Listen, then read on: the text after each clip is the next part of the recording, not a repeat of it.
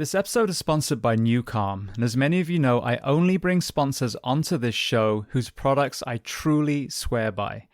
Now, we are an overworked and underslept population, especially those of us that wear uniform for a living. And trying to reclaim some of the lost rest and recovery is imperative. Now, the application of this product is as simple as putting on headphones and a sleep mask. As you listen to music on each of the programs, there is neuroacoustic software beneath that is tapping into the actual frequencies of your brain, whether to upregulate your nervous system or downregulate. Now, for most of us that come off shift, we are A, exhausted, and B, do not want to bring what we've had to see and do back home to our loved ones. So one powerful application is using the program PowerNap, a 20-minute session that will not only feel like you've had 2 hours of sleep, but also downregulate from a hypervigilant state back into the role of mother or father, husband or wife. Now, there are so many other applications and benefits from this software, so I urge you to go and listen to episode 806 with CEO Jim Poole. Then download Newcalm, Nucalm, from your app store and sign up for the 7-day free trial. Not only will you have an understanding of the origin story and the 4 decades this science has spanned, but also see for yourself the incredible health impact of this life-changing software. And you can find even more information on newcalm.com. Welcome to the Behind the Shield podcast. As always, my name's James Gearing, and this week it is my absolute honor to welcome on the show 25-year veteran of the U.S. Secret Service and the author of Tell Me Everything, Brad Beeler. Now, in this conversation, we discuss a host of topics, from his journey into the Secret Service, protecting George H.W. Bush, lessons learned from Butler, the truths and myths around polygraphs, a cautionary tale for law enforcement interrogation, crimes against children, Brad's own powerful mental health story, the takeaways from his book, and so much more. Now, before we get to this incredible conversation, as I say every week, please just take a moment. Go to whichever app you listen to this on, subscribe to the show, leave feedback, and leave a rating. Every single 5-star rating truly does elevate this podcast, therefore making it easier for others to find. And this is a free library of almost 1,200 episodes now. So all I ask in return is that you help share these incredible men and women's stories so I can get them to every single person on planet Earth who needs to hear them. So with that being said, I introduce to you Brad Beeler. Enjoy.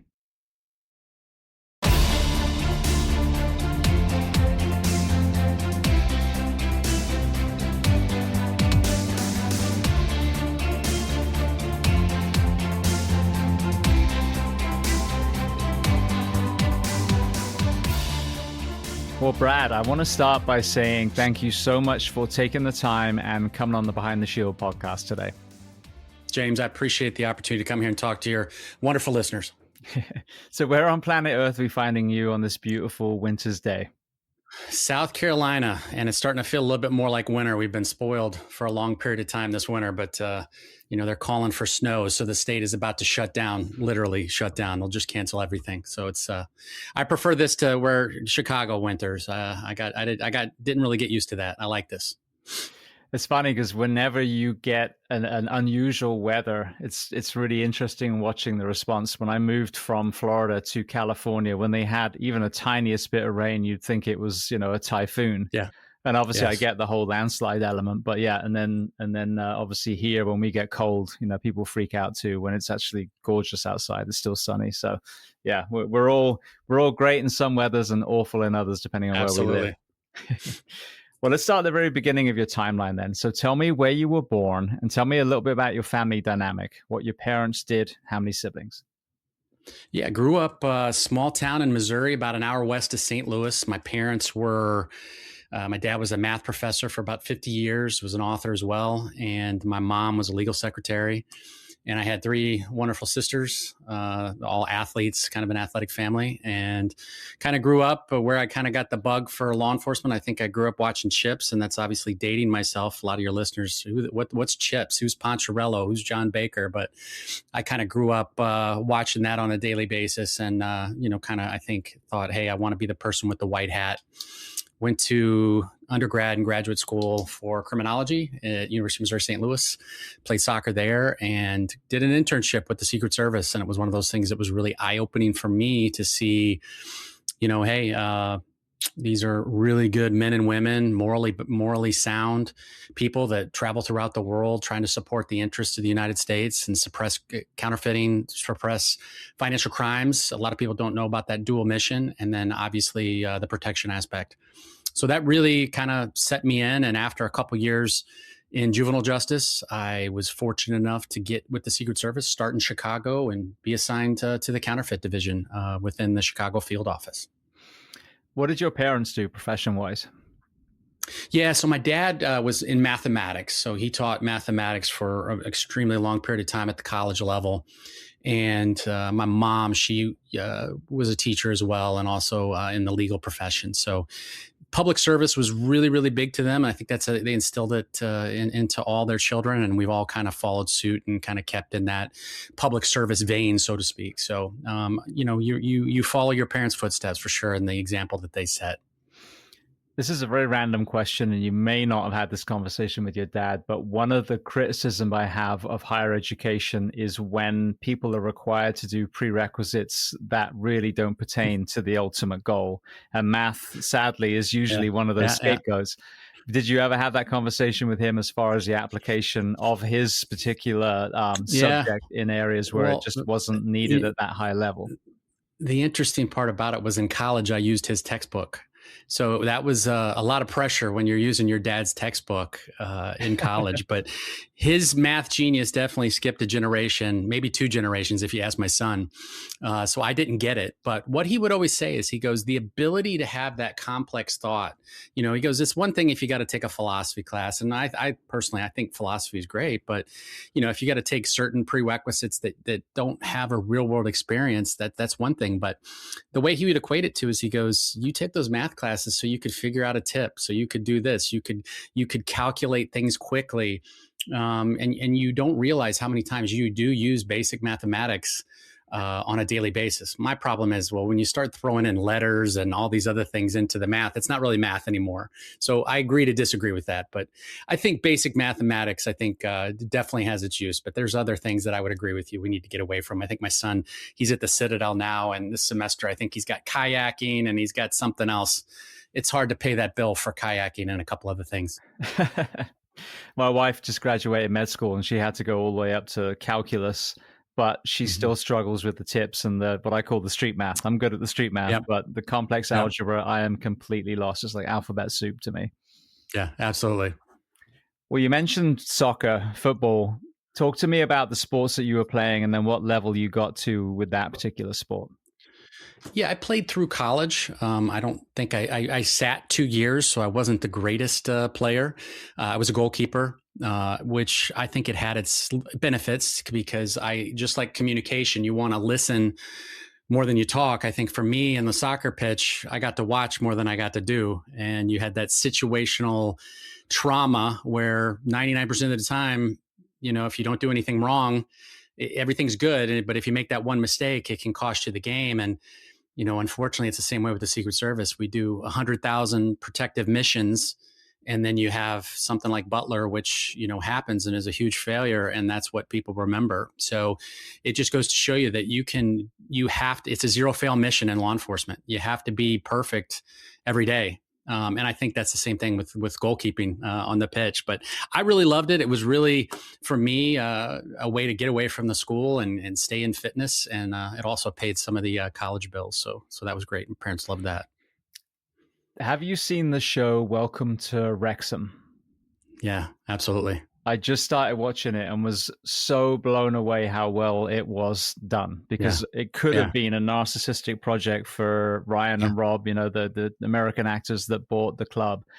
But the human stories that it tells is phenomenal. And I have to say, as an Englishman, honestly, it educated me on what football is supposed to be about. Because, as I got Mhm. older, it was Liverpool and Man U, and it was about money and trades and all these people from all these different countries playing.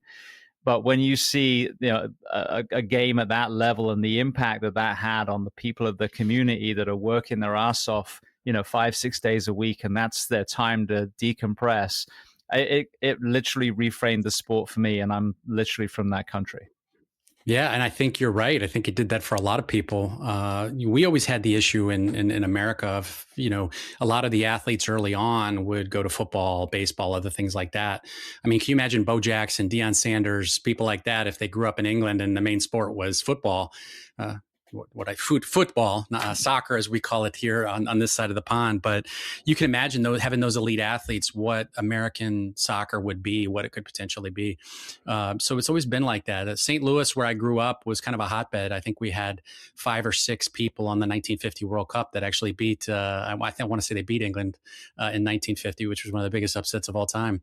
So it was always a hotbed, and so I was blessed to take part of that. But for me, the highest level I got was Division II, and the levels between junior college, Division II, Division One, and then obviously you get into developmental stuff. There's just so many levels to soccer that blow you away. So to go from 5th division or 4th division, whatever Wrexham is, and then now they just beat a Premier League team, that truly is rags to riches, so to speak. It is amazing. And one of the episodes, I'm just in season 2 now. The father of the goalkeeper was a British policeman that got into the same position as you, basically protecting the royal family. Mm-hmm. And you see his estranged mother and the father talking at first, and then it's revealed that the father left his wife for another man. And it was so beautiful because they underline the fact that, when we were young, that was still frowned upon. And the dad actually joked that when he told his father, the father had said, well, we'll go to the doctor. Can't you get a pill for that, for being gay?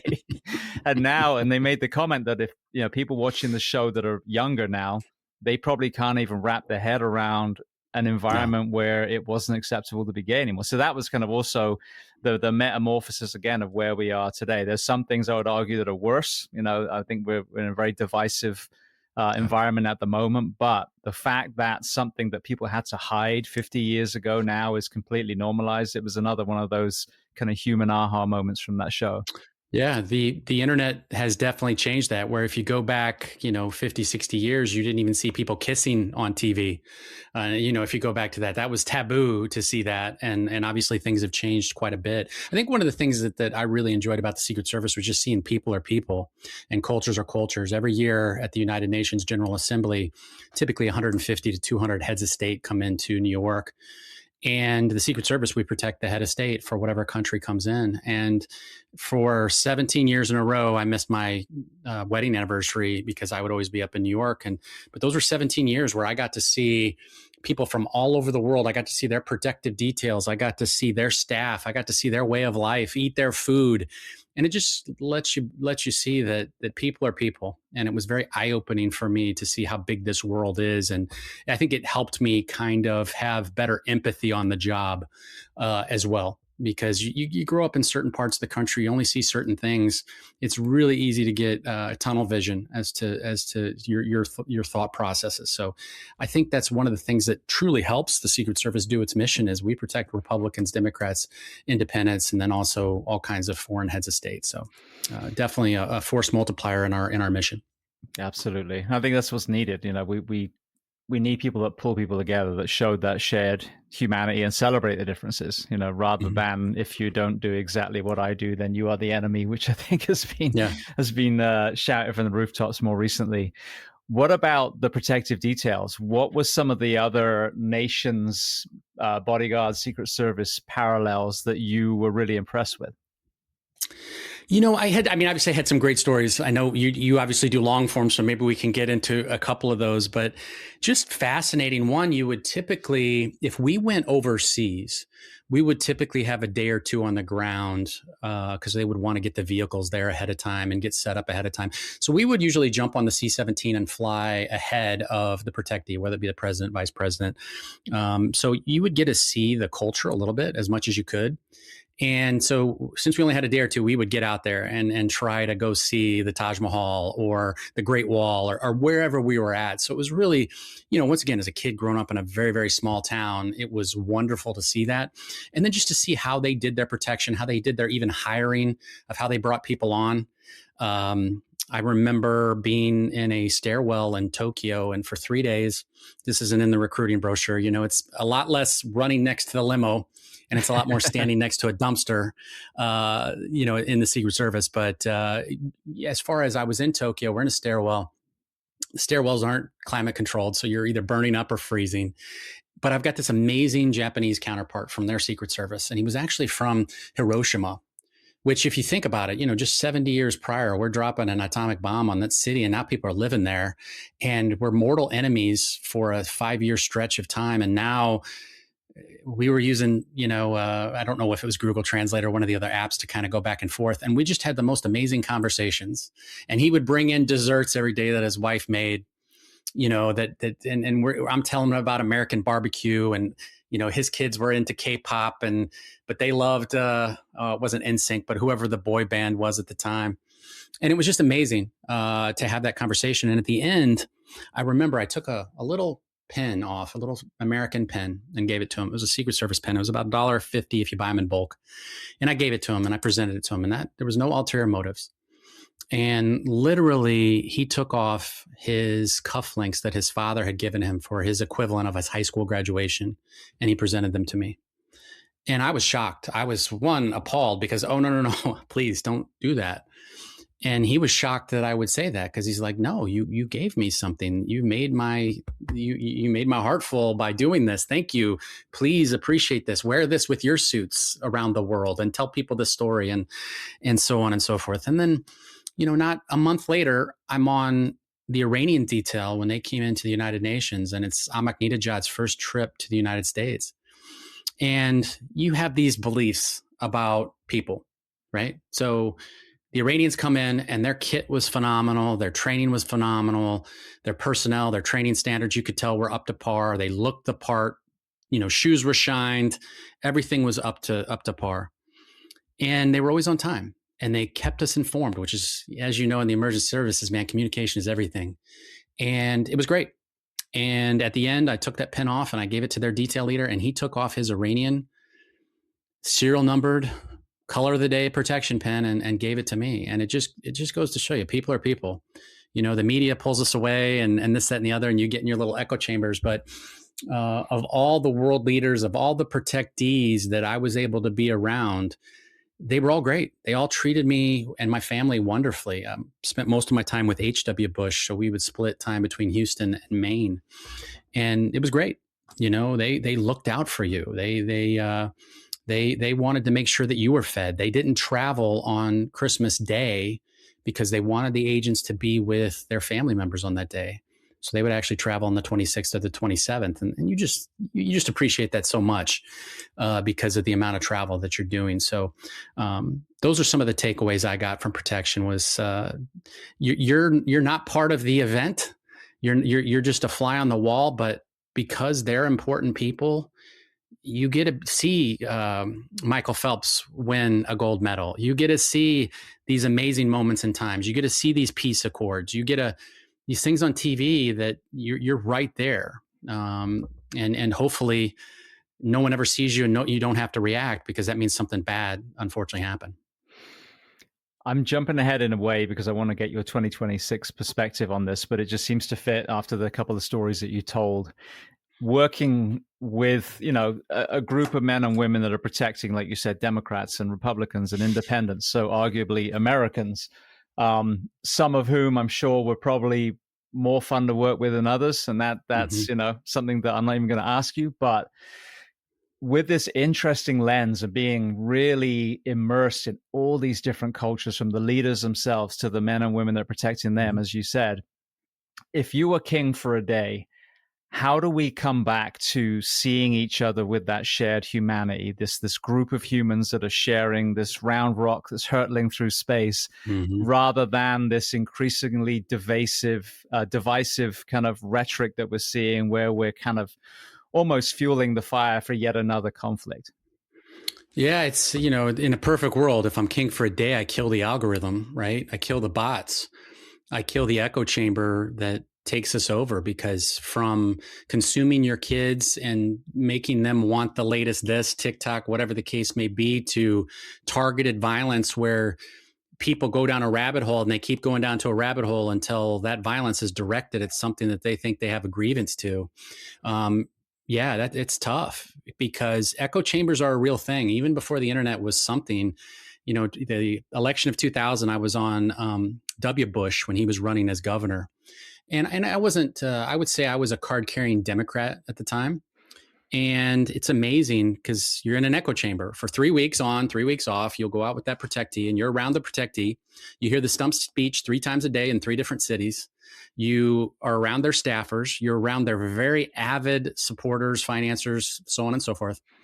And within a couple rotations, guess what? You start leaning a little bit and you start hearing that echo chamber, and you become a fan. You become a fanboy. And the same thing happens the other way. And we laugh about it during elections, but it's that Stockholm. I don't want to say it's Stockholm syndrome, but it truly shows that echo chambers are a thing. And unfortunately, before that prefrontal cortex is established, these kids, and I'm interested to see if if the UK, if they go forward with the banning of social media similar for kids, similar to your brothers down in Australia, just to see what that does. I'd be interested to see in that experiment. Is that we're worried about it, taking things away from people, but is that something that we should do because they can't control themselves? I was having a conversation literally just an hour ago with one of my friends who's a helicopter pilot, and we were talking about that. I know, a lot of our generation will do, cell phone detoxes, for example. When I go on a cruise, I always, I don't pay for the Wi-Fi. I lock my phone away. It's awesome. So we know that works even for adults. But a lot of what I'm seeing now is a lot of Gen X and my son's generation are so romanticized with the era that we grew up in. I think Gen X, we're so fortunate because we've literally got a foot in each side of this kind of technological revolution that we're in, that they're going back to unplugging now, which I find fascinating. Yes. Like my son has a record player and records, you know what I mean? So that's great. I love that I think that even that generation is starting to have an awakening on how destructive it is, because we're telling them it's destructive, even though we're glued to our own devices ourselves. 100%. So I think that what the Australia and the UK and some of these other places around the world are doing is brilliant. And these schools, even if they, if their governing bodies don't say it, the schools are locking away the phones, so you can have it on the way to school, you can have it on, on the way home. But while you're here to socialize and to learn. And I love that. Yeah, you'll see the effect, because they'll put the phones in the Faraday bags when the kids go to the high school. And it's insane, because the moment they get out of that high school, they will rush to that device and they will turn it on like a heroin addict that hasn't had their fix, right? Mm-hmm. So I think it just needs to be consistent. Is that that validation that they get, that dopamine they get, it's a casino in their mind that they got to keep pulling the lever to. So at a certain point, we gotta intervene in some respect. Parents do it with their kids, but like you said, who are my parents? If I check my mom and dad's screen time, it might be as much as my 14-year-olds. So I think we're all guilty of that. Unfortunately, we've went from Shakespeare back to cave paintings and hieroglyphics when it comes to communication. I grew up, my best friend was deaf, and I had to look him in the eyes. He had to look me in the eyes. He had to read my lips. He had to read my sign, and we had to connect. He had to use his body language to accentuate. I had to use my body language to accentuate, because the words are the lyrics. The way we say the words, the paralinguistics, are the soundtrack. And the way we look is the music video. Well, what carries the day? Why did MTV make it? Because that's the music video. No one knows what Eddie Vedder is saying in any Pearl Jam song. Nobody knows the lyrics, right? But why do we listen to it? My Brazilian jiu-jitsu instructor, he never spoke English. He spoke Portuguese for first 18 years of his life. But his favorite band growing up was Red Hot Chili Peppers. Why? Because of Chad Smith on the drums, because of Flea, because of Anthony Kiedis. The way his voice was almost like a musical, instrument, the highs, the lows, the vocal tonality. And that's what we've lost, is when you see these people come in on panels now.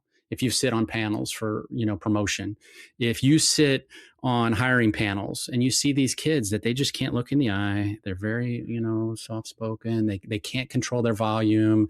It's like a really bad audiobook, that just has no range or vocal tonality to it. There's a lot of things you can do to increase your voice. Your voice is the only weapon I have in an interrogation room, and I got to be able to use it. I don't have a gun. So I got to be able to use that voice effectively to keep access with this person, because if I have access to them, I can impart the information that I want to put out, and then I can use strategic silence to hopefully get the information that I need. With that all being said, the last few minutes, what are the dangers of our political figures using social media to interact with, even international other leaders? It's tough. And, I've seen some of this. I got to be careful about what I say, but, you got to be very, very careful about obviously disclosing certain things, that conversations with world leaders, and making that be known, because that's going to break down, obviously, that trust. It's a problem from a security standpoint, because you may have a secure phone, but when you go to an app, the keys to the castle are with somebody else. So from a safety standpoint, it's very, very problematic. I miss the days, and we'll never go back to these days, because our world leaders are just a product of us. We're the ones that vote them in. But I miss the days of somebody like an H.W. Bush, a Reagan. And I don't mean that from a political standpoint, but I mean that from they would go to a conference, and they'd go behind closed doors, and they wouldn't signal what they were going to talk about. And they'd come out with an agreement, an accord, a Stark Treaty, whatever the case may be. When H.W. Bush would be interviewed about the no new taxes thing, and about not going to West Berlin and dancing when the wall came down, he said, well, of course I wasn't going to do that. That would have put Gorbachev in a horrible position. And the staffer said, well, yeah, but you get a 10-point bump and you'd probably win the election. He's like, it's not about a 10-point bump. It's about trying to avoid nuclear war.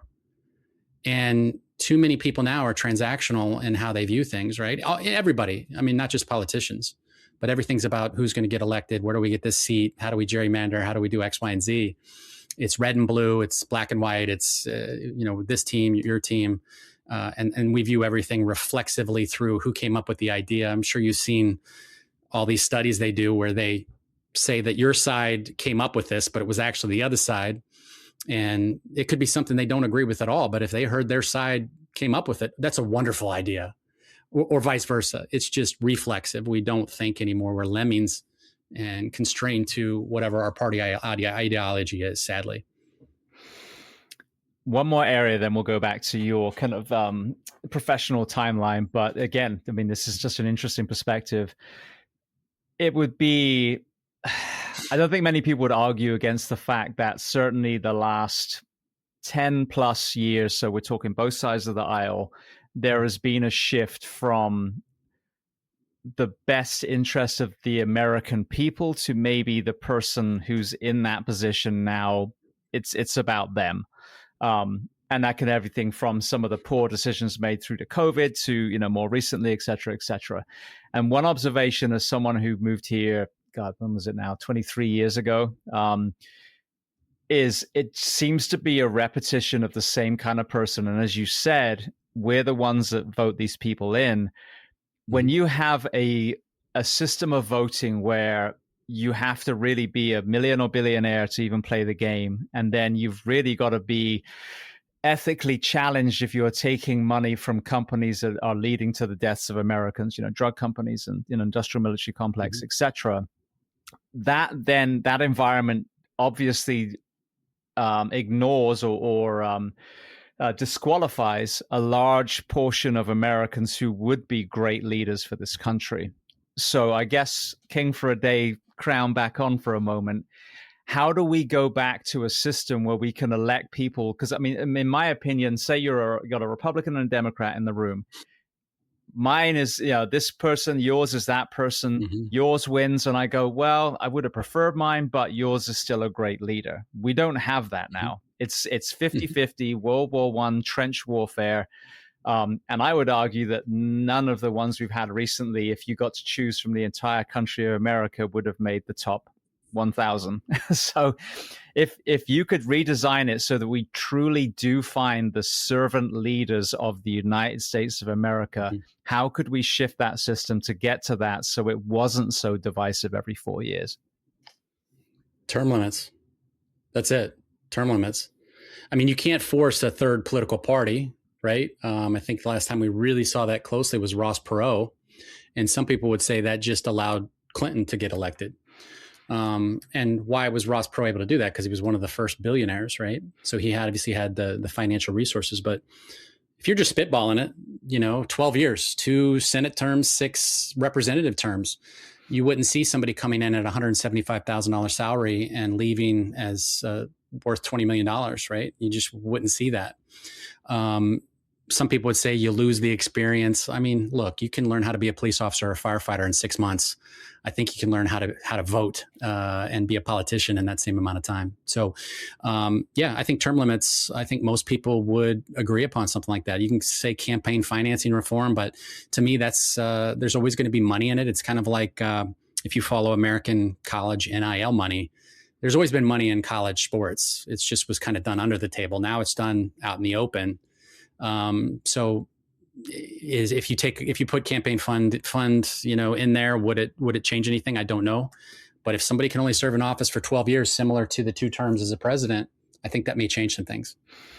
I think having to actually say where your money's coming from, front and center as well. Mm-hmm. So, for example, if Purdue Pharma is sponsoring you and they are responsible for 100,000 Americans dying every year from the opioid crisis, maybe that should be put at the front. And I love that whole kind of NASCAR analogy where your suit is covered in everyone that paid for you to get there, because then maybe you choose more wisely next time. Yeah, if you can shroud, where you're getting your money, that obviously allows you to be a little. It would force you to be a little more selective, like you said. If you're, Dale Earnhardt Jr. and you've got to put everything there on the car.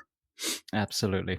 All right. Well, let's get back to the timeline then. So, as you enter this profession, you talked about financial crimes. So, before we get to the protection detail, what was that world? It was great. Working counterfeit. The good thing about working counterfeit and how it kind of tied in with detection of deception is the first thing you do when you learn U.S. currency is you learn how real currency is made. You learn where the paper's from, the countermeasures we put in that. You learn how it's printed. Every little aspect of genuine currency, what genuine currency is. And the advantage of that is anything that's not genuine is counterfeit. There's a million different ways you could counterfeit something, but there's only one way you can make it genuine. So that's the best way to learn something. And it's the same thing with learning detection of deception. When I ultimately got into Polygraph was you learn what genuine behavior is. And then if it's not genuine, you have to assume there's a red flag associated with it. So it makes it a little bit easier because there's a billion reasons why someone may choose to lie to you. But if you understand the truth, then you can hopefully identify that, hey, I need to explore a little bit more here because something's not right.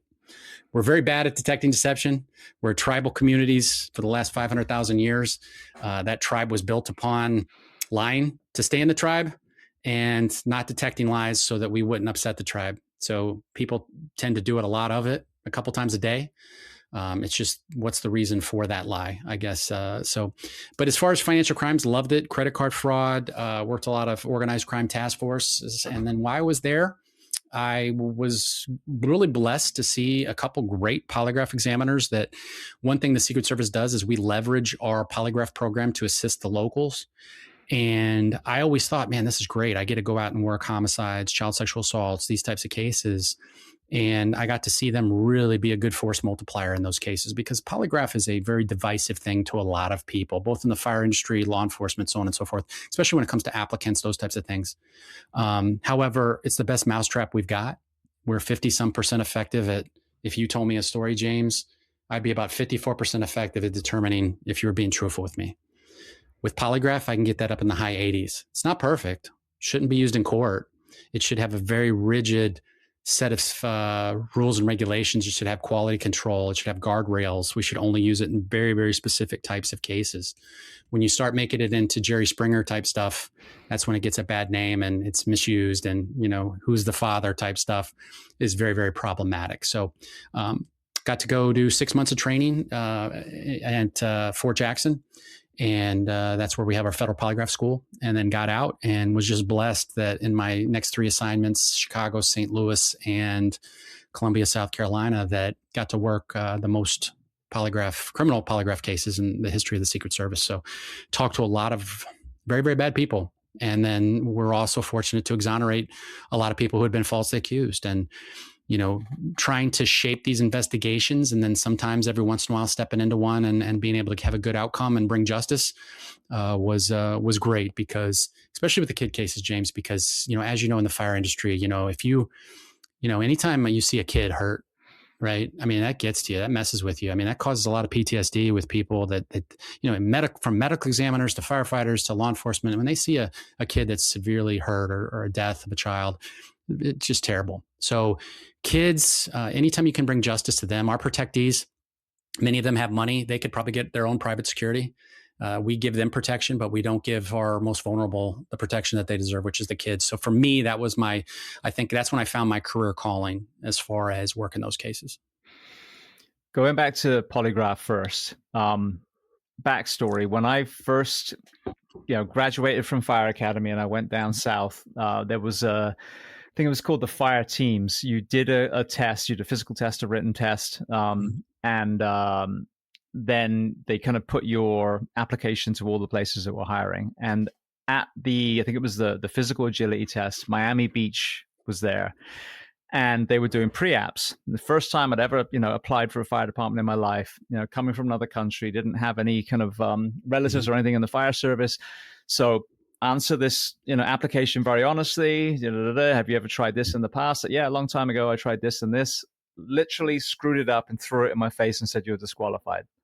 And I was like, oh, so you have to lie to become a firefighter in this country. Okay, because it wasn't bad. It was a long time ago, but, that was how it is. Yeah. So the next time, I went through the application process and I'm told I'm going to do a polygraph.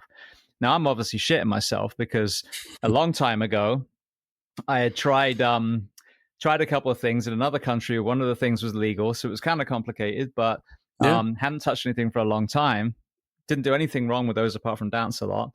So now I'm sitting in front of this person, and I'd actually researched it, and there's some things, that that we know of that you can do prior that will set the baseline. And I think it was either 2 or 3 polygraphs that I went through, through different agencies as I got hired and then moved to a different part of the country. But there was a lot of smoke and mirrors with that level. And it parallels to me when you talk about psychological tests for police and fire. We do the MMPI, the Minnesota Multiphasic Personality Interview. And every person I've had on from the mental health world, when I've asked them about that, they said, well, that's supposed to be part of forensic psychology, where you do a gamut of tests, create a profile, and then you have it. So that on its own cannot determine if you're supposed to be a firefighter or a cop. So now, kind of unraveling this whole thing with the podcast, I'm learning that in that particular case, it really is, it doesn't have a lot of value. It's box checking for someone to turn around and say, well, we told you James was crazy because, we didn't know he was crazy because we tested and you said he was fine. And the same with the polygraph.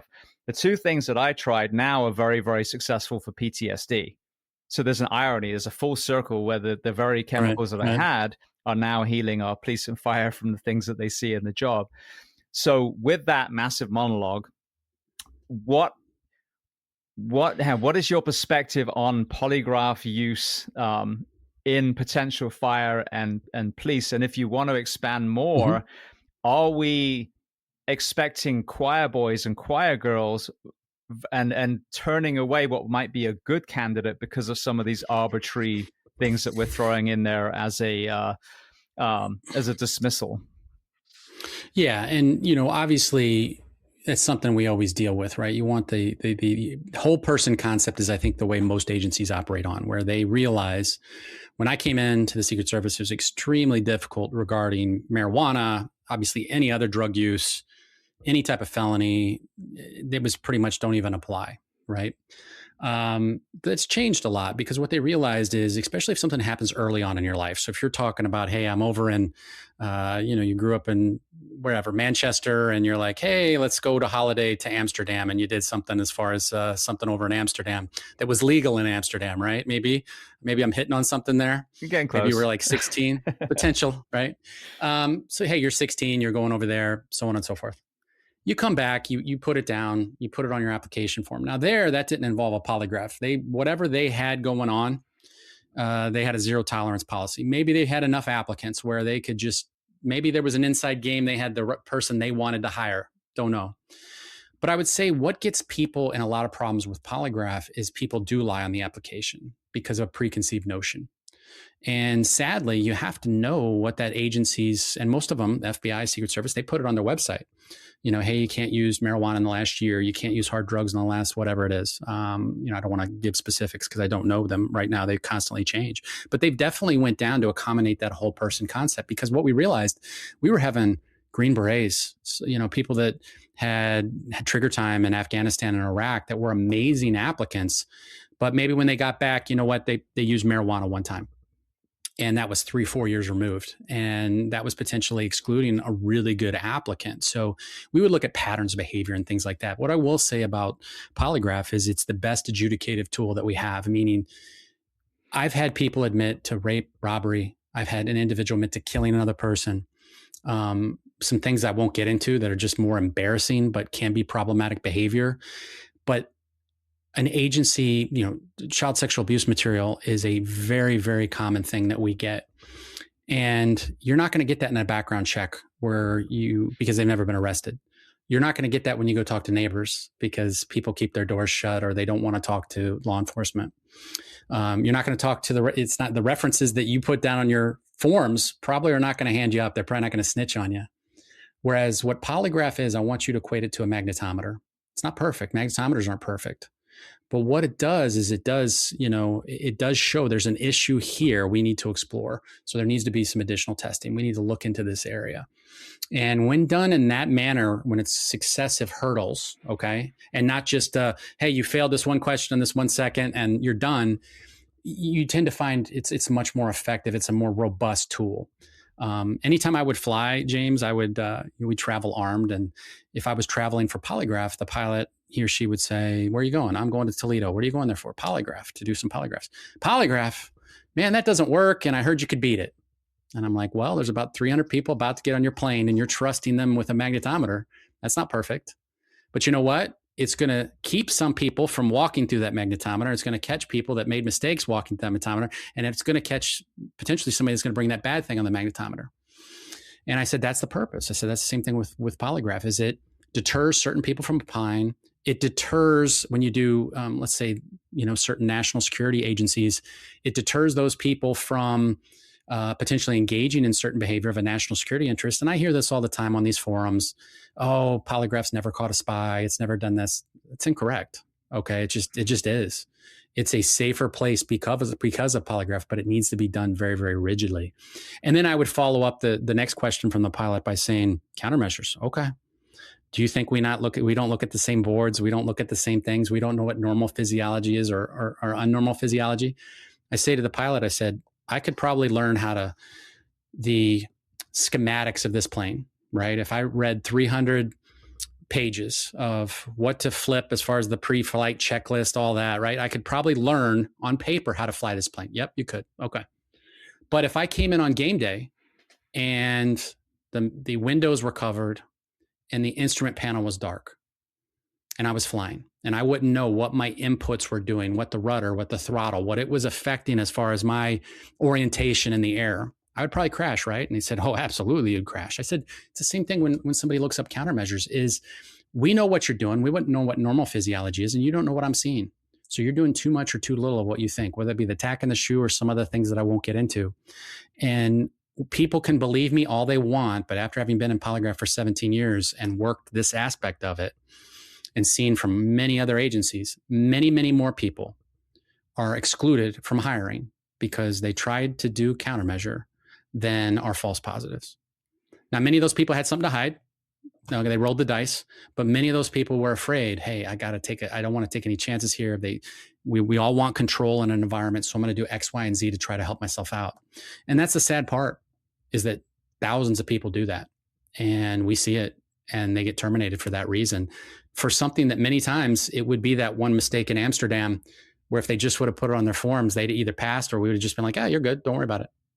So that's my little spiel on polygraph. And it always, when I say it like that, people are like, you're an acolyte, you're this. Of course, you'd say those things because you work for the government. Of course, you'd say those things. I'd be like, okay, that's fine.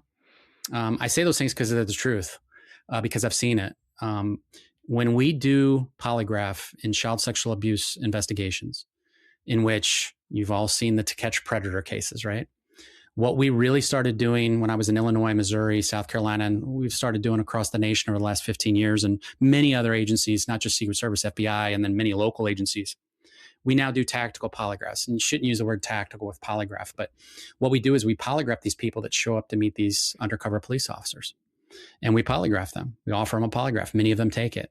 And what we found is 60% of them, James, admit to previous hands-on contact with a minor that we never would have came up with, because we got them dead to rights on the chat logs. We got them dead to rights because they showed up. They picked up the sandwich before they came to the house, whatever. But when they sit down for a polygraph, 60% admit to hands-on. And we do the same thing for people that download. We don't call it, we call it child sexual abuse material, CSAM. People that download that, when we test them, once again, 60% admit to actual hands-on contact. So it's not just images. So by leveraging polygraph at the right time in the right place with the right person in their right headspace, when we're in the right headspace and we got quality control, it's a great tool. When you're going out there like a cowboy, and when you have no guardrails, meaning we have a very wide gulf that's inconclusive, meaning I'd rather walk out to the detectives and say, hey, James, man, I don't know. I'm going to have to retest them. Huge gulf. And that's good because we know it's not perfect. So that imperfection typically will fall into the inconclusive range. If you have an organization that's just making calls yes or no with no inconclusives, I wouldn't want that.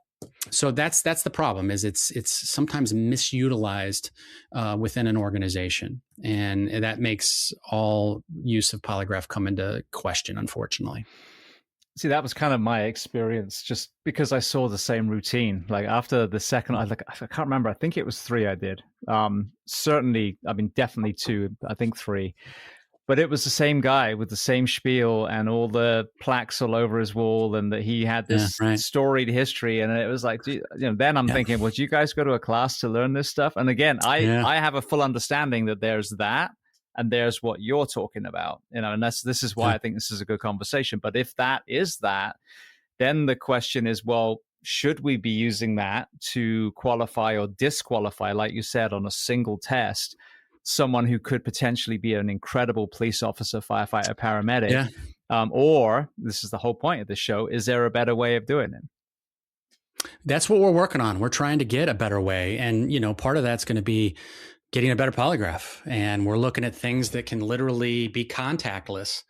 And, in a perfect world, man, I could put a hat on you, James, and it would be an fMRI, and it would look at your brain light up and recall versus creation and all this stuff, right? It'd be wonderful.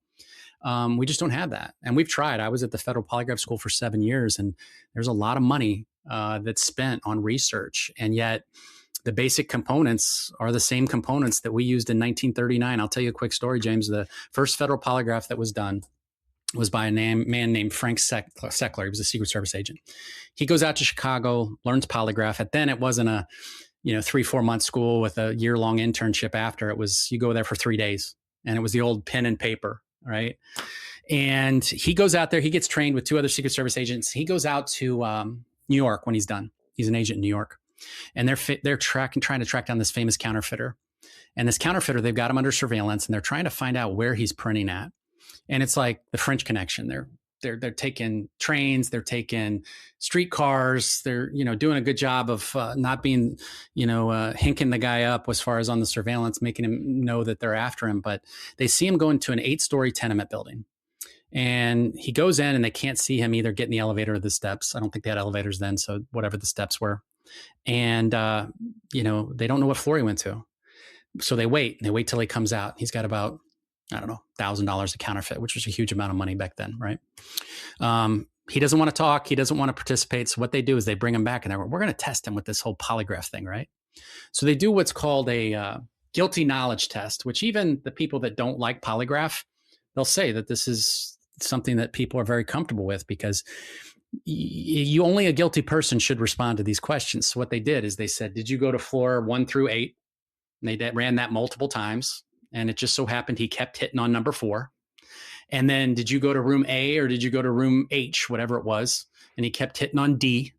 And I'll be darned if they don't go there, the Secret Service agents, and they kick in room 4D, and there's the counterfeit operation. Now, 1939. So if you go back to, hey, Hitler's, invading Belgium at the same time, and we think how long ago that was. And if you had that instrument, Mr. Seckler must have thought they had invented magic, right? Now, obviously, there's been a lot of, changes to polygraph since that point, but it has its wins, it has its applications, but it also has its limitations. And that's what we have to realize. We can't have an ego when it comes to these things and think we can't get better at something. And that's where we're at too many times when it comes to law enforcement, the fire service, and then we've always done it this way because this is the best way. There's probably a better way out there, or a way to enhance the way that you're currently doing things. So that's something we're looking at. And also, the best predictor, James, of future behavior is past behavior. I mean, I still believe that.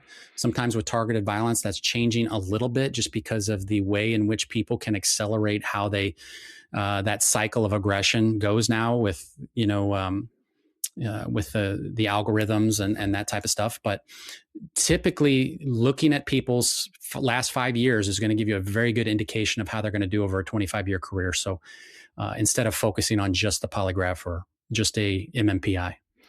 Absolutely. You talked about interrogation a little while ago. While we're on this topic, one thing I've said, and obviously I've had people talking about this, and this really pertains to the insane overworking that we're seeing at the moment through this recruitment crisis in law enforcement and fire and EMS. Mm-hmm. And I just told you before we hit record, I just learned of a local firefighter of exactly my age just took his or her life. I don't know if it was a man or a woman, 26 years in the fire service. The way that sleep deprivation is used deliberately is special forces selection, interrogation, and torture. And that's it. And we wonder why our first responders are falling apart when we work them into the ground like this. With that being said, talk to me about, if any at all, a perspective of using sleep deprivation when you are interrogating some of these people. Yeah, never do it. The last thing my goal and what I teach all our students, all our agency personnel, is we want to get the truth. The worst outcome is to get a false confession. Okay. And if you go back 60, 70, 80 years, there were certain psychological techniques that were utilized. Obviously, without getting into specificity in recent history, there were certain things done to try to get people to make disclosures in overseas locations that might have involved sleep deprivation. You'd see that in SEER school. You would see that, you see that in the movies. You see that. But when people don't have a rest cycle, it obviously causes them to make poor decisions. We all know that, right? You look at when the, in parts of the country that have the, what's that called? The change, the fall back, spring forward. Oh yeah. The time change. The time change. Yeah. You got a 20-some% increase of accidents on the short change, the fall back, or spring forward, I'm sorry. So there's like a 24% increase in traffic accidents the next day with just 1 hour less of a change. It can have that much of a dramatic effect. And we all we know what happens in shift work. I know it's terrible in protection when you have to short change back, when you go from that midnight shift to the afternoon shift, or you go from that afternoon shift to the day shift and you short change that. It's just awful, right?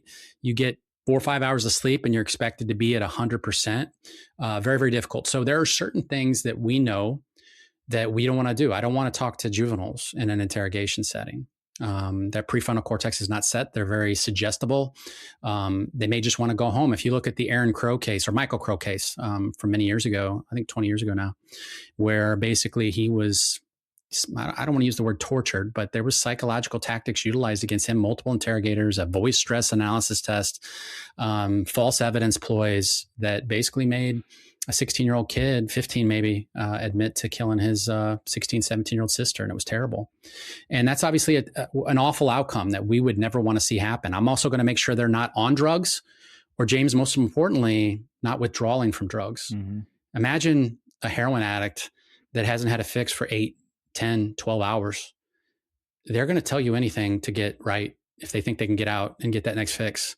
So suggestibility indexes, there's certain people that will just, they'll agree with anything. I mean, you've probably met those people where we have to be very, very careful about that. People that have had traumatic brain injuries can be more susceptible. I want to make sure they're fed. I want to make sure they're watered. I want to make sure they have bathroom breaks. I want to make sure they're comfortable, because I want to treat them with respect above all else. My mentor once told me, he goes, every interaction, my goal should be to try to get a Christmas card the next year.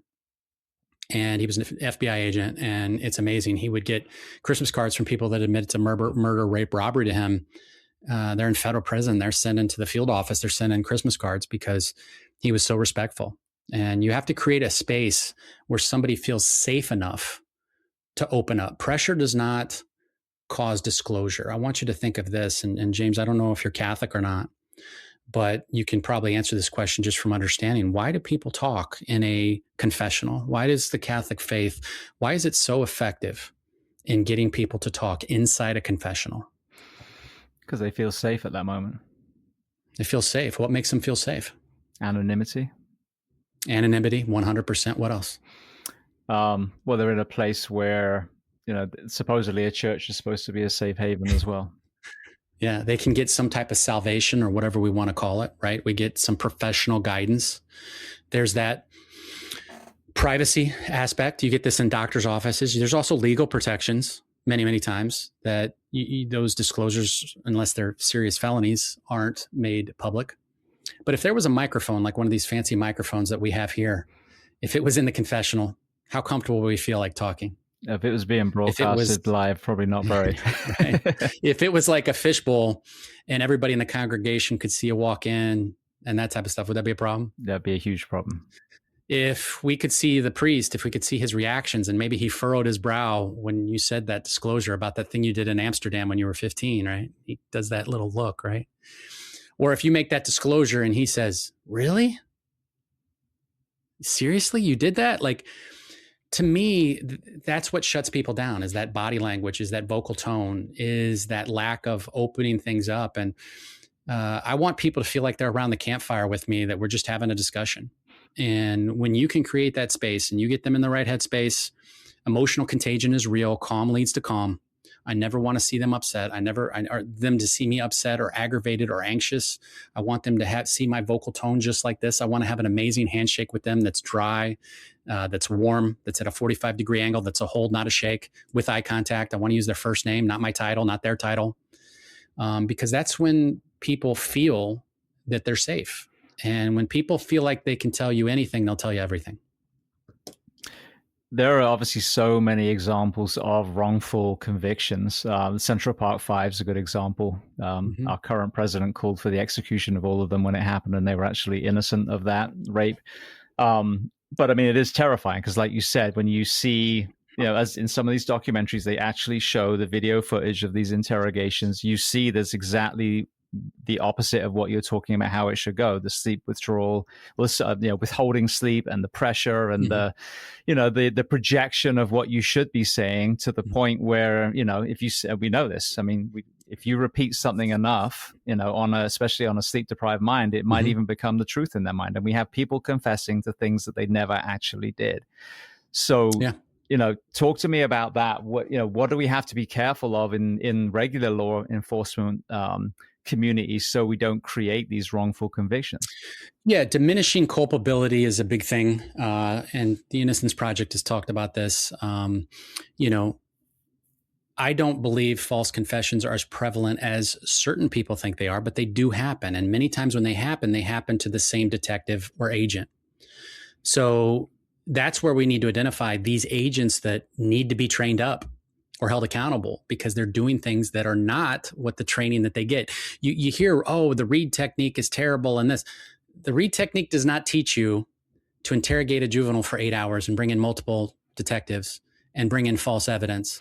If you tell a kid, we have your DNA, what's the kid gonna, I mean, they're looking for a life preserver. So false evidence ploys have to be eliminated.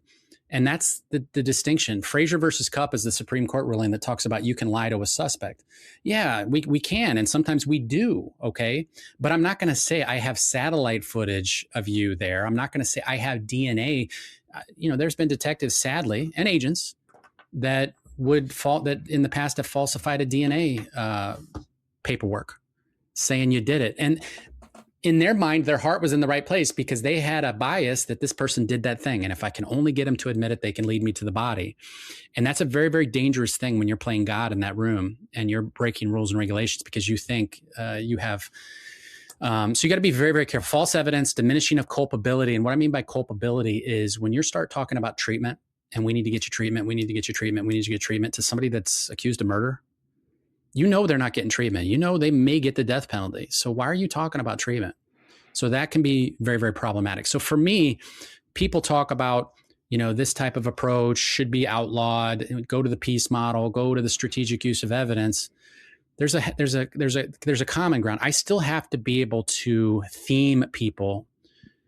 And the thing I like to do, let me do a little exercise with you, James, if you don't mind. So oh God, what do you think should happen to this person? I guess what we focus on is what should happen to this person. And what I mean by that is, let me give you two people and let me give you one bullet. And you can use it however you want on however you think is going to change history for the better. And I get answers on both sides of this fence. One's a very, very short guy. He was born in the late 1800s, very introverted, served his country in World War I, was actually awarded a medal for the service of his country in World War I. His country obviously went through some dark economic times. He got into politics. He obviously became a much better presenter in public. Okay. When he took over his world's, his country's juggernaut, if we just want to focus on burning deaths, he burned to death with his actions over 1 million people. Okay. So that's the short guy. Then we got the tall guy. Tall guy, unbelievable wealth, very, very religious, used his wealth, for his own means, fought against one empire on the behest of the other empire, and then switched roles about 20 years later and fought for the other empire, for this empire. He was unbelievably tall. I mean, he would stand out on satellite footage, right? He fought in these battles. So he wasn't just all talk and it wasn't just religious, but he made up what many people consider to be 3% of what the world would believe his group is. So he was very radical in his beliefs.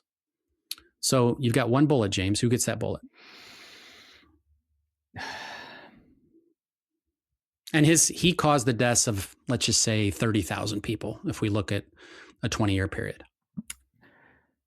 I mean, again, it sounds like we're talking about two people that we're very, very familiar with. I mean, from sheer numbers, obviously, it would be the short turn of the century guy. But I mean, this is a kind of... Yeah, we're going deep here, James. Yeah, we I don't think you're expecting this today, right? Well, my whole thing is just to not to shy away from the question. I'm still holding the bullet, trying to figure this out. But it's reverse engineering, the thing beneath the thing in the first place, and who is the air quotes bad guy? Because if you look at the story in the Middle East and the occupations and my country's participation with, or if you look at a nation that's beaten down after a world war that they didn't do well in, and now they're starving. You can see the origin of both, but I would still shoot the short guy. Okay, so you would shoot Harry S. Truman instead of George Washington. I thought it was Hitler. I know you thought it was Hitler, and you thought it was Osama bin Laden. I did, and that's where confirmation bias kicks in, right? Absolutely. Where if I come into a situation and I think this person did it or they didn't do it, I'm going to view everything through that prism, right? Whether it be punishment, whether it be how I should talk to them. But then let's take this exercise the next way, because look, George Washington fought for the French before he, fought for the U.S. with the French help. He was 3%. Patriots were 3% of the American colonists. He was very, very rich. He was very fervent in his, religious beliefs. So there's a lot of parallels there, right? Obviously, I'm not going to go too deep with that. But Harry S. Truman, when he took over in early 1945 after FDR died, he authorized multiple fire bombings of Japanese cities using napalm on basically wooden civilian centers that created vacuums of fire, right? And when that didn't work, we harnessed the power of the sun and dropped it on Hiroshima and Nagasaki, right? Mm-hmm. So I sit there and say, okay, well, we've identified who this person is, Harry S. Truman. How would you interrogate Harry S. Truman? And for me, when I talk about this, I would be his buddy. That's the acronym I like to use. And it's blame other people, understand where they're coming from, not agreeing with, diminish the impact of their actions, not their culpability, demonstrate tactical awareness through the use of stories, and then focus on their why in order to shape an understanding. So if you were Harry, I'd say, Harry, look, we were isolationists. We were trying to stay out of the war. We were providing material, but that was it. Since Teddy Roosevelt, we were trying to stay in the Western Hemisphere, Monroe Doctrine type stuff. And then all of a sudden, what happened on December 7th? The Japanese changed all that by killing 3,000 of our soldiers, sailors, and airmen. Of course we had to fight. And I understand where you're coming from, because you had to write letters back to the American widows and mothers and fathers that had lost their sons and daughters at Peleliu and Iwo Jima and Okinawa. And you saw the Japanese Empire was going to fight to the end. And then I would diminish impact by saying, Harry, you saved lives. Look at how many people were going to die if we had to take 1 million of our soldiers, sailors, and airmen and go to mainland Japan and fight on the main island of Japan. It would have been millions of people on both sides. And think about what would have happened if the Russians would have continued to come down into Indochina while this was all taking place. It would have been awful. And then I would demonstrate tactical empathy by saying, Harry, it's kind of like, if you were a surgeon late at night and you get a call, horrific car accident. There's a 3-year-old kid that has a leg partially amputated. And you have to come into the OR and you got to make a terrible decision. Am I going to take the leg? Or am I going to try to fix the leg? If I take the leg, I know that the boy is going to live. He's going to have some type of device to walk, but he's going to live. And you make that tough decision to take that leg. It was the best of the worst decisions. And that's what dropping those A-bombs were. It was the best of a worst decision where you saved lives. You made a tough choice because the buck stops there, Harry. And then I'd focus on the why. And I'd say, Harry, above all else, any other person in the history of time that had harnessed godlike powers like you had for 5 years unabated with the atomic weapons would have tried to take over the world. What did you immediately do? You rebuilt it. You immediately rebuilt Europe. You immediately rebuilt Japan. And you were the policeman because you're a great man. That's how you interrogate Harry S. Truman for dropping 2 atomic bombs. It's the same way you'd interrogate somebody for shooting somebody, for somebody stabbing somebody. You wouldn't pound on the table. You wouldn't be disrespectful. You would focus on their why, because, James, we all have a why. The one thing that, in grad school, I would go down to the city lockup in St. Louis, and it was the highest paying job I could get on college. It's the only reason I took it. But I would go down there and I'd interview arrestees and murder, rape, robbery, prostitution, and I would try to get a urine drop for them and understand what drugs they took, and I'd give them a Snickers and a Sun Drop. And I got paid by the hour, so I just wanted to hear their stories.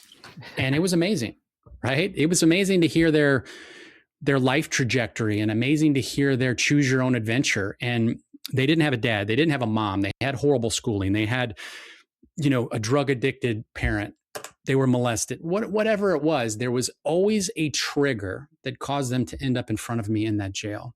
And it doesn't make it right. But what I think it did, after talking to thousands of people, is you get this pattern recognition of, one, we're all the same, and we all didn't have the great opportunities that I know I had, and maybe you had, right, to live the way that we live right now. So I think that shaped a little bit of empathy, that when you're in the room, you can have that tactical empathy with the people and understand, look, something went with this trajectory that caused this person to be here.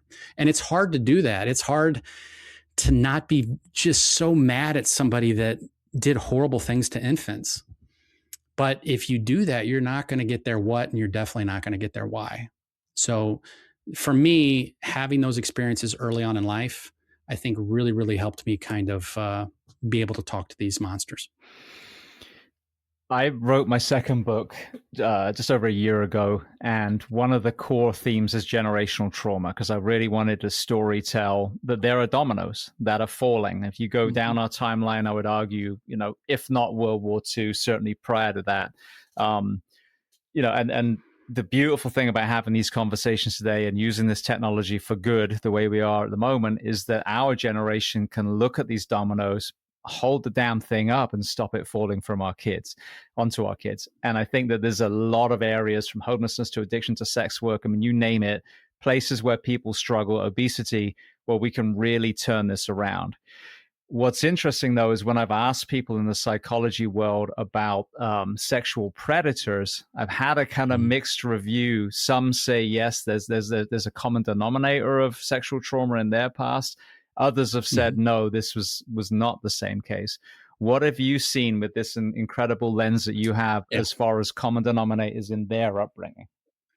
Yeah, that's a great question. So the research that we operate on a lot of is about 24% of people that molested individuals had something bad happen to them from a sexual standpoint. But we also see that number dramatically increase when they were also physically abused.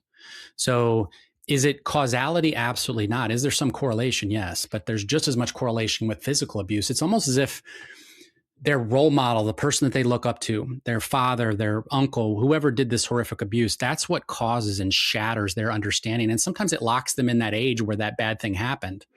And when they get to that age, they almost go back to that age to try to understand, why did this happen? I mean, it's sad to say that.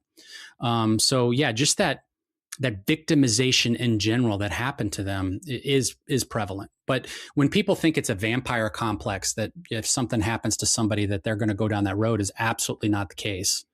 So definitely would want to dispel that. But it's a very, very hard thing to research too, because you're asking people to self-report, because most sexual assaults are not reported. Most sexual assaults happen to somebody that knows who the offender was. And that's the scary part, is we're so worried about stranger danger, James, is that it's happening in our house. It's happening with the people that we trust our kids with. And these individuals that do this, they are very high level at what they do. They are almost like, if you want to think of counterintelligence, when we learn counterintelligence as far as spies, how they spot, assess someone, how they determine vulnerabilities, how they approach them. That's what a pedophile, that's what a child sex offender, hebephilia, that's what these people are doing. They're looking for a weak link. They're looking for somebody who is, I don't want to use the word bad victim, but maybe that won't be believed. They're looking for somebody that maybe doesn't have that parent in that type of situation, or at least a parent that's working and not around. So they're spotting, they're assessing, they're taking advantage, they're exchanging in secrets. And that's what makes our job in this space very, very difficult, because you're dealing with a high level predator that's very, very tough to catch. So when we do catch them, that's obviously why we always like to use Polygraph, because we may never get another opportunity to kind of put this down. So we want to have all hands on deck when we do this. So technology has obviously made this much more problematic, in that now you can do your best to keep the people outside your house. You can have the great security systems. You cannot do the sleepovers. And what are you doing? You're given this phone, and you're letting them go into these applications to play games in which there's many 30, 40-year-old men in there that now have chat functions, and then they can take those kids offline to Snapchat or wherever the case may be. And now they got the end-to-end encryption. And it's not just somebody that's looking to actually victimize them, but that's where you start seeing, sadly, the extortion, where they exchange in the photos, and then, hey, you need to give me $500 or $1,000. And then sadly, these kids are committing suicide. We just had this happen with the Mr. Guffey here, and he's since gotten office, and he's really fighting against this, Brandon Guffey, here in South Carolina.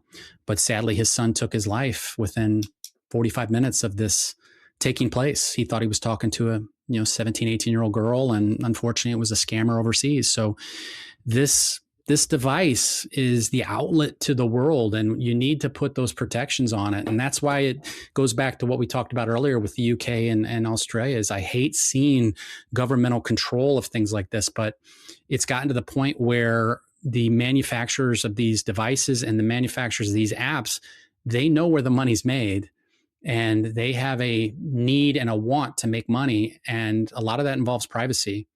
So I don't want to paint a broad brush and say that these applications are not helpful to law enforcement, because many of them are dramatically helpful to us. But there's these internet crimes against children's task forces, and you've got one of the best. You've got 3 of them there in Florida that are amazing. But these internet crimes against children task forces are just overwhelmed with these cyber tips because, these people get on the various apps and send, pictures of themselves, and they're underage. And, every one of those cases is going to get referred and is going to have to be looked at. Imagine the vicarious trauma of these investigators that have to actually look at the images. I talk about it, but I never have to look at the image. And we're trying to develop the ability to not have to look at all the images. But that is just, you talk about messing with people. It got me. I mean, it definitely stung me because I didn't realize it. But after doing that 2, 3, 4 times a week, rationalizing, minimizing, projecting behavior with these type of offenders, luckily I had a good support group that goes, Brad, are you doing all right? And I wasn't. And there are certain things that I would do. I would wear the same shirt on every op, and I'd take that shirt off before I went in the house. I'd launder it the next day. It's kind of like what medical examiners, when they leave their what they use in the operating room, the procedure room, they leave that cloak. They don't take that home, obviously. I would play a game on my phone, like Risk or chess or whatever, something I had to be very present and analytical with. I would never write my reports at home. I'd never talk about it. Obviously with my kids, I'd talk about it with people outside of work that understood. And then I would go do a jiu-jitsu session. That's how I got into jiu-jitsu 11 years ago, was to deal with this, because I had to be 100% present, or you get choked out, or somebody really does a bad thing to one of your joints. So for me, 2 or 3 times a week, getting out there in the gi, and my wife calls it rolling around with other sweaty guys that are going through a midlife crisis, whatever. That's what I needed. So to me, that's how I coped with it. But lowering your ego and realizing there's very, very smart people out there. And if you start to feel that, or if you start to see that in somebody else, see something, say something, and intervene, because we never want to see what you were just talking about with 26-year veteran, and who should be enjoying the twilight of his career. Absolutely. One thing that really struck me as well on that theme, having these deep conversations with so many people now, is I was amazed, and a lot of us that are drawn to wearing a uniform, to being in the professions that we do, there's an understanding now. A lot of us have had struggles when we were younger, and that's what leads us into this beautiful profession. If left unaddressed, could definitely be a fracture in our foundation. If talked about and processed, I truly believe it becomes a strength. I really do. But I was blown away how many men had been sexually abused. When you entered this whole world, what was the prevalence? Was it more than you realized? Were you surprised at the beginning of this? I was surprised by the prevalence of that. So yes, there were certain stereotypes, the presence of that, but also the presence of female offenders. Some of my worst offenders were female offenders. Now, we used to view that as the unicorn. You're not going to see a female offender. Where I first started seeing that was in traumatic brain injuries. So what we would traditionally call shaken babies. Had to work a lot of those cases. And I would see that, and that made sense. But when I started seeing that on CSAM cases, and I started seeing that, females traveling to engage in this. I mean, we all see the high school teacher with the freshmen and that, and, you see that, and that's what makes the news, and so on and so forth. But I didn't really think I'd see that prevalency of it, but that shocked me. And then also, the numbers of, when I would talk to a male offender, for them to say, hey, when I was 10, this happened. When I was 12, this happened. And there was a lot of pattern recognition there, is that access is everything. Okay. Is that back then, most of these kids didn't have cell phones. So the access came from, we would stereotype Boy Scouts and things like this. But when it came to boys, you typically will trust a male to be with a male at a higher prevalence than obviously a male with a female, right? Like, who's going to let, a male take a girl someplace? That's odd, like a parent taking somebody else's kid.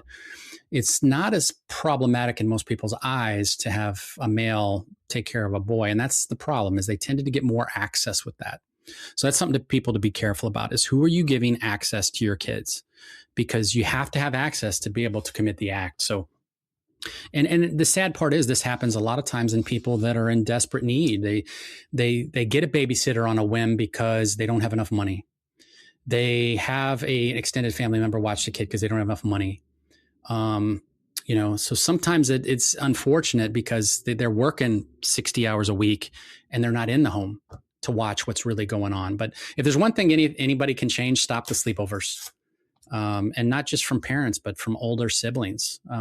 We hear a lot of that as far as a first offense might have happened, on a sleepover. And just also understand your kids will sleep through a fire alarm. You probably understand this in the fire service, James, but, kids in their early years, they sleep so deeply, right? That I don't know how many times somebody's went in a house and you've had to go get the kid because they're sleeping. Right. So these offenders know that. And unfortunately, they take advantage of that. So there's no outcry that could be made because the kids sleep through it, so I guess there's a blessing and a curse. They slept through it, but it still happened. So sleepovers, don't do them.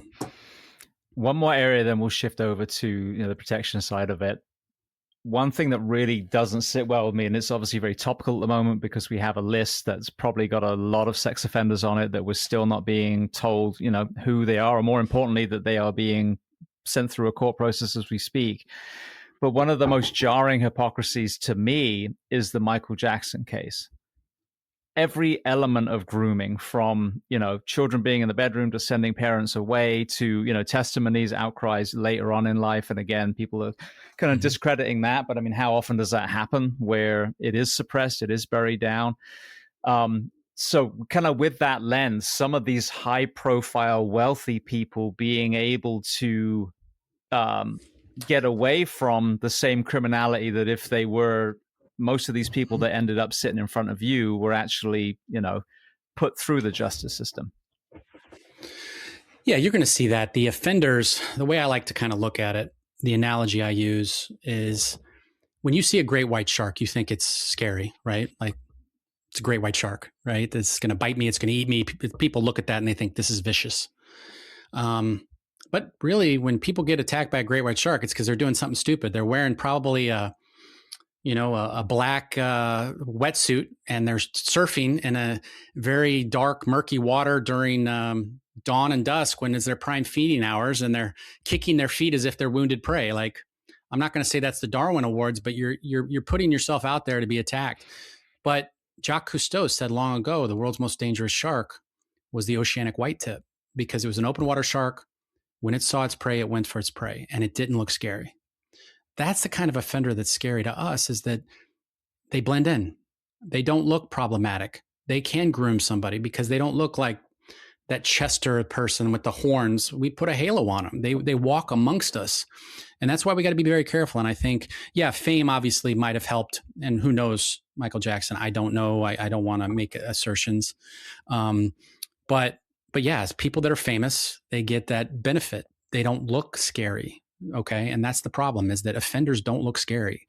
We always used to kid about that. And when we work a lot of these cases, you'd think you could see the disturbance in the force, right? When you see somebody. But when somebody looks odd and they act odd and they're awkward, that's not the person I'm scared of, because they're not going to be able to socially engineer a situation, because anybody's going to pick up on that person's weird. That person's off. Jenny's not hanging around with that guy. The person we're worried about is the Ted Bundy type, right? That looks fine, handsome, whatever the case may be. I mean, Ted Bundy made a great first impression, right? He made a terrible second impression, but he made a horrible first impression, or a great first impression. So that's what I'd say about people is, people do get a benefit of maybe socioeconomic status that we need to be very, very careful about. Don't trust your gut when it comes to walking down an alley late at night. Police officers, trust your gut when, hey, I should call for backup. Something's not right. That mind-body connection, trust that in that moment, but don't trust it in personal and professional relationships, because when people say, I trust my gut in those types of situations, that's not what your gut should be used for. That's when we get in very, very big problems, when we put those horns and halos on people too quickly, because we stay consistent with that initial placing of those items upon somebody's head. So I make a great first impression, but I try not to look at someone's first impression. I try to have multiple interactions, because it's very hard for a narcissist, a gaslighter, a bad person, whatever the case may be, somebody with bad intent, to engage in multiple, to stay consistent with that. Same thing with lying. It's hard for people to stay consistent. Where you have to be afraid of, James, now is, we used to put our diaries under our bed. Now we put them online. So anybody out there that's on a dating service that gets scammed, one of the main ways they get scammed is because of the familiarity that they have with that person. That person is becoming the mythical Prince Charming to you. because they know what makes you tick. They know your likes, dislikes, pain points, and they create that curated social media reel of the person you'd most likely to want to interact with because of what you put out into the world. They watch your TikToks, they do this, they do that. And sadly, that's what a lot of offenders do, or a lot of people that are trying to scam you for Bitcoin or whatever the case may be. They look at your social media reel, and guess what? Now they're your bestie, and you go, "Oh, I got such a good gut feeling with this person." Well, you just read it wrong. You need to have multiple interactions. You need to slow the process down. Quick is not good when it comes to business transactions or personal relationships. So much great advice. I really, really appreciate it. Let's go to the protection detail side then. Which president were you first assigned to? So when I first started out, snot-nosed kid, I was a little bit of a runner, not great runner, but W was running like crazy, and he was beating up a lot of our agents because you'd have to wear a radio, you'd have to wear a gun, and he was in good shape. And so we had to kind of stock up some of our shifts, and I was blessed to be on one of these shifts that had people that were a little bit better runners. And he would do a typical 5K, and he'd go out and run. And that was a good time because that was my first taste of protection. And to see it at that level was something, because you would go from, we were in Austin, then we go to Waco, and then you go to LA, and then you go to New York, and you're like, wow, as a 26, 27-year-old kid, it was pretty eye-opening to do those things, on Leno one day, you're on Letterman the next day. And some of those things, like I said, that would, I don't want to say it would get to your head, but as a young kid, you thought, oh, this is what the Secret Service is all about. And it's not. Shift work is not protection. It's obviously part of it. It's probably the most visible part of it, but so much goes behind the scenes. So that first election was crazy because we got held an extra, I think, 2 or 3 weeks with the hanging chads and the election controversy in 2000. So we were waiting on the great state of Florida to come back and the Supreme Court ruling. So that was my first real taste of protection. And then it would become more intermittent. Because we don't do full-time protection in the Secret Service, you would get absolutely worn out. I know after Butler, people have said, we need to drop investigations. What makes a good protection agent is a good investigations agent, because you have to be able to do both. Plus, you just can't travel. Your divorce rate would go through the roof. It would just be very problematic with a work-life balance. So for me, I went back to investigations, and then about the 4-year marks when I went into Polygraph, and I did that for 4 years in Chicago. And then I had an opportunity to go to H.W. Bush when he was former president, and it was magical because summering in Maine and wintering in Houston is a pretty good mix. So I did a former president. So it was wonderful for me. Great family, got to see some amazing things. Went to St. Louis, got back into investigations and Polygraph. And then from there, you do intermittent protection, obviously during the campaigns, during the United Nations, those types of things. And then I took a job liaison position at the Federal Polygraph School, where we have about 30 different federal agencies, intel, and law enforcement. So I would teach interview interrogation to them and also polygraph. So that was kind of my career arc. I would say it was more investigations heavy, especially when you talk to other people that were on the presidential detail and obviously saw things at that level. There's levels to protection, and the difference between a former president and the current sitting president is definitely night and day as far as resources.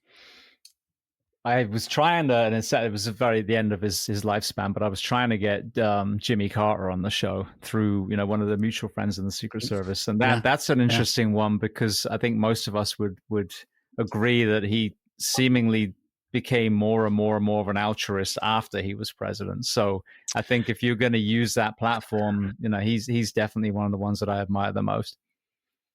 Oh, and he went to some places that, it wasn't the Ritz where he was staying. He was staying in tents and building houses. And like you said, he went to Africa. He rebuilt down in, Dominican and Haiti and things like that. So, yeah, absolutely. He did a lot of great things after office. So you mentioned Butler. This, again, is not by any means the focus, but with your background and the lens, there's so many people that obviously the armchair quarterbacking, that event and some of the other ones that are kind of surrounded recently. Through your Secret Service lens, what were the things that were done right that people vilified, and what were, if any, some of the mistakes that resulted in the near assassination? Well, if you start with the riot, obviously the working shift and the counter assault deployment were amazing. When I came into the Secret Service, right after I got to Chicago, Tim McCarthy was the individual that took the bullet for Reagan. And that was somebody you always like revered because, he made himself big and took that round from Hinckley. So when you saw, obviously when you're not left of bang, meaning you don't stop it on the front end and it happens, you failed. So obviously zero stop, like that's a failure. But when the shift responds instantaneously and the counter assault team deploys instantaneously and they, people can criticize this, that, and the other. But from my standpoint, that was textbook as far as after the bad things happen. So the fire already lit the building on, but, so we didn't stop the fire, but at least we got the protectee out of there after that happened. Now, unfortunately, a fellow firefighter lost his life in the stands. So that's a failure at multiple levels. And that's what I think sometimes people forget is they're like, well, yeah, but Trump didn't get killed. Another human being got killed and 2 other people got injured. So terrible failure. In things leading up to them, there were assumptions that were made. And it was a perfect storm of events. You've got everybody going from the Democratic National Convention to the Republican National Convention. You have an agency that's stressed with personnel and funding. And to go forward before I go backwards there, I think that's something that they've done a great job with, of realizing that we are making too many assumptions and we're relying on local and state law enforcement too much. That would be like if we had Secret Service agents go out and try to do work domestic cases or run fire calls. Like that's not what we're meant to do.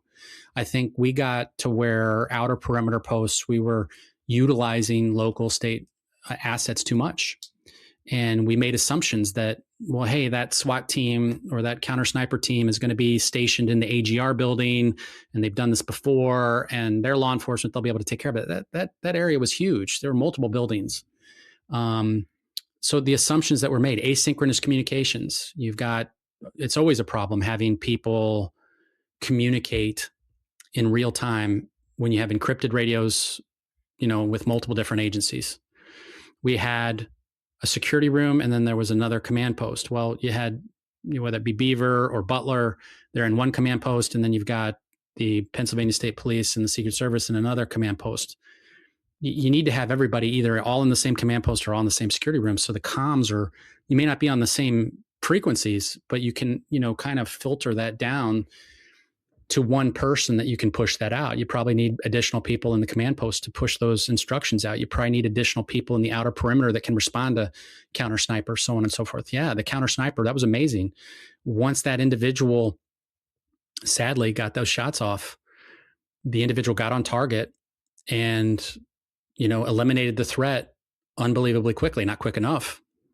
But assumptions, you had, maybe us not adopting drone technology and counter drone technology quick enough.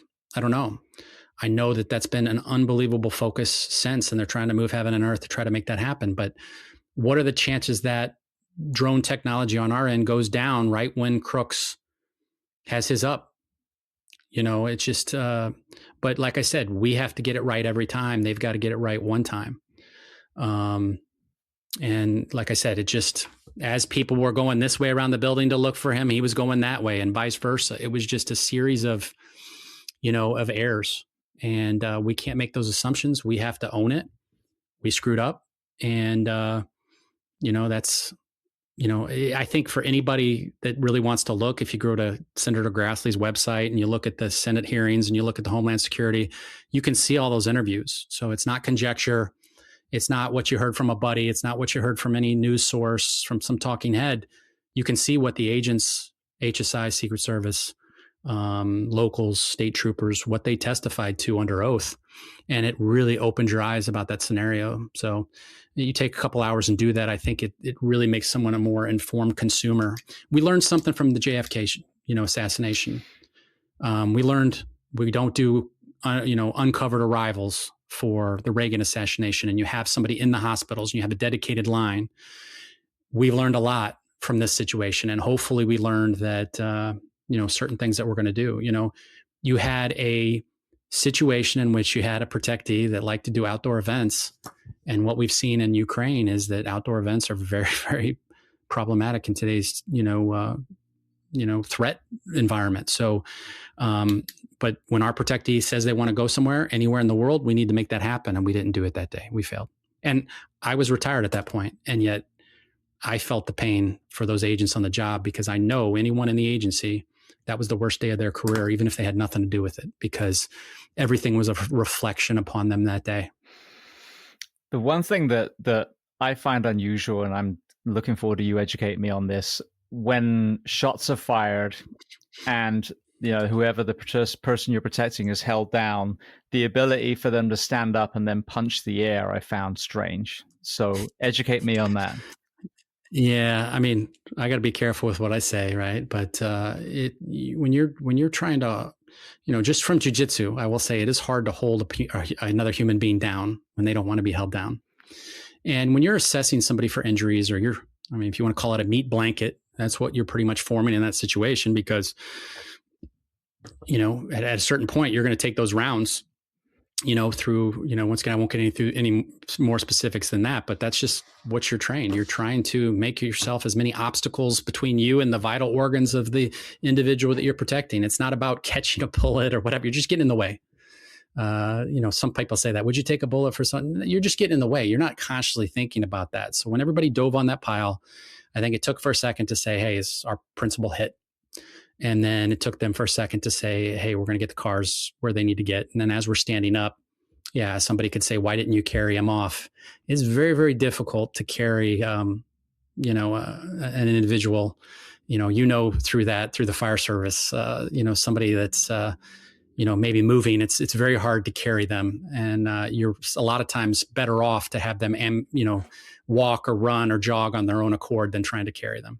Because anytime you're trying to carry them, any type of protection around them is going to be affected. And now you're potentially open up an avenue where they could get shot again. Gotcha. I appreciate that. Thank you. So I hope I didn't dodge that too much. All right. Well, you mentioned about being retired at that point. So let's talk about the transition and we'll get to the book. So what made you pull the trigger as far as the transitioning out? And we hear, that transition can be very jarring for a lot of people in uniform. We have this tribe and purpose and identity. What was the transition like for you specifically?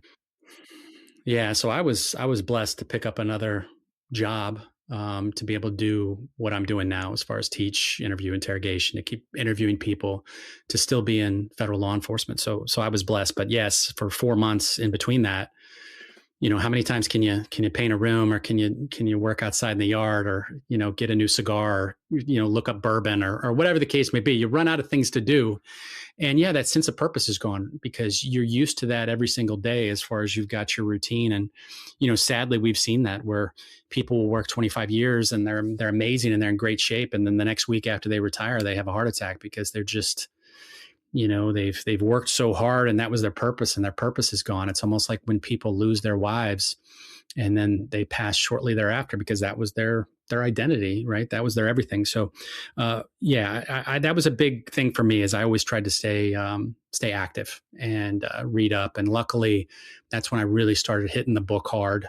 So I treated writing the book like a job. I had a bunch of kind of material I'd put together over the years, stories to accentuate how to communicate effectively with people. And when I was off for those 4 months, I just really treated it like a 9-to-5 job, putting it together, and started off as a law enforcement book. Like, hey, how can we help out any type of individuals in law enforcement get the truth?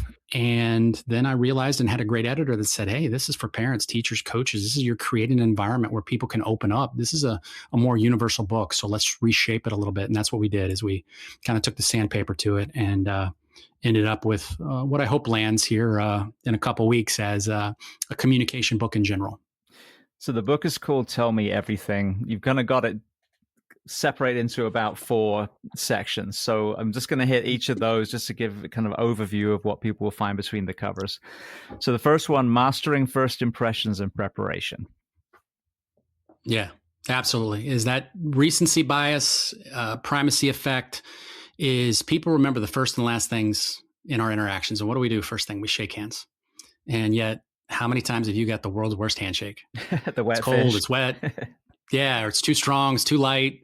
And so literally we spend, a little bit of time talking about the world's perfect handshake. I'll warm my hands up. I'll make sure they're dry. I'll sit on my hand if I'm seated. I'll make sure something warm like coffee's in my right hand. We all shake with right hands. I identify early. I'm at a 45-degree angle. I show the white of my palm to show that I don't have a weapon. I give him a little eyebrow flash, a little tilt to the side, give him a subtle smile, because neutral code's negative when it comes to first impressions. When we were a tribal-based society, hundreds of thousands of years ago, our eyes and our ears identified threats to our well-being. So I need to hack that. And when it comes to hearing, I need to be able to have a slightly deeper voice at about 120 to 140 words per minute. When I'm first meeting you, I need to really try to avoid that anxiety, that higher pitched voice, because that codes as you're nervous, you're unconfident, or you're scared. And emotions are contagious. And I obviously don't want that. I want to be wearing something that's professional. After COVID, what happened? We all got comfortable wearing leisure activities in. And I see so many interrogations in which agents are wearing an AC/DC concert t-shirt or whatever the case may be. And it just looks unbelievably unprofessional. So you don't have to have a suit and tie, but you don't have to have a jacket on, but put that button down shirt on and look professional. You don't, I think, what was it? Deion Sanders says, look good, feel good, play good, you pay good. And I think there's a lot to that as far as, looking good. So we go through all five senses. I try to make sure everybody's fed. They associate me with that. It looks good in court. There's a reciprocity benefit to providing food to people and water to people, and obviously a restroom break to people. So trying to create that, once again, that environment where people feel safe enough to make a full disclosure. Brilliant. Just tangenting for a moment. I had a guest on from your community, and I forget his last name. It was Mark, and it was a Greek last name that I would butcher if I tried it. But he had a great perspective on, just threat recognition in public, whether it's, an angry person in a pub, whether it's someone who might be carrying a backpack full of something that we don't want around a crowd of people. Mm-hmm. When we're talking about that kind of evolutionary protective element that we have as human beings, what are some of the things that the average person can look for as far as unusual behavior without pigeonholing too much? Yeah, I mean, obviously, if you want to think of it as, what's everybody doing in the crowd? If everybody in the crowd is, looking a certain way, if they're excited and somebody is very, very neutral or very, very negative, why is that? No, that pattern recognition, it could be because they just got a phone call and their girlfriend broke up with them, and it may have absolutely nothing to do with you. But what are some signs of aggression that we see before somebody, we watch these videos online of somebody punching somebody, knocking somebody out. What's their face look like when that happens? Obviously, their jaw's clenched. They're breathing through their chest. Their nostrils are flaring. They tend to have that brow furrow. They tend to have their body bladed. They tend to be animated in their movements, meaning uncoordinated. And that's because of fight or flight. That blood is pooling. Anytime somebody's felt fight or flight, you know what that means is your blood's pooling in those big muscles of your body and you get those jelly legs. So when you see that, why am I seeing that? So I guess what I look at is it's not maybe this person's a threat. It's why does that person look this way? And now I want to have my focus be there for a consistent period of time to see, did that just change or is it staying that way? Is it escalating?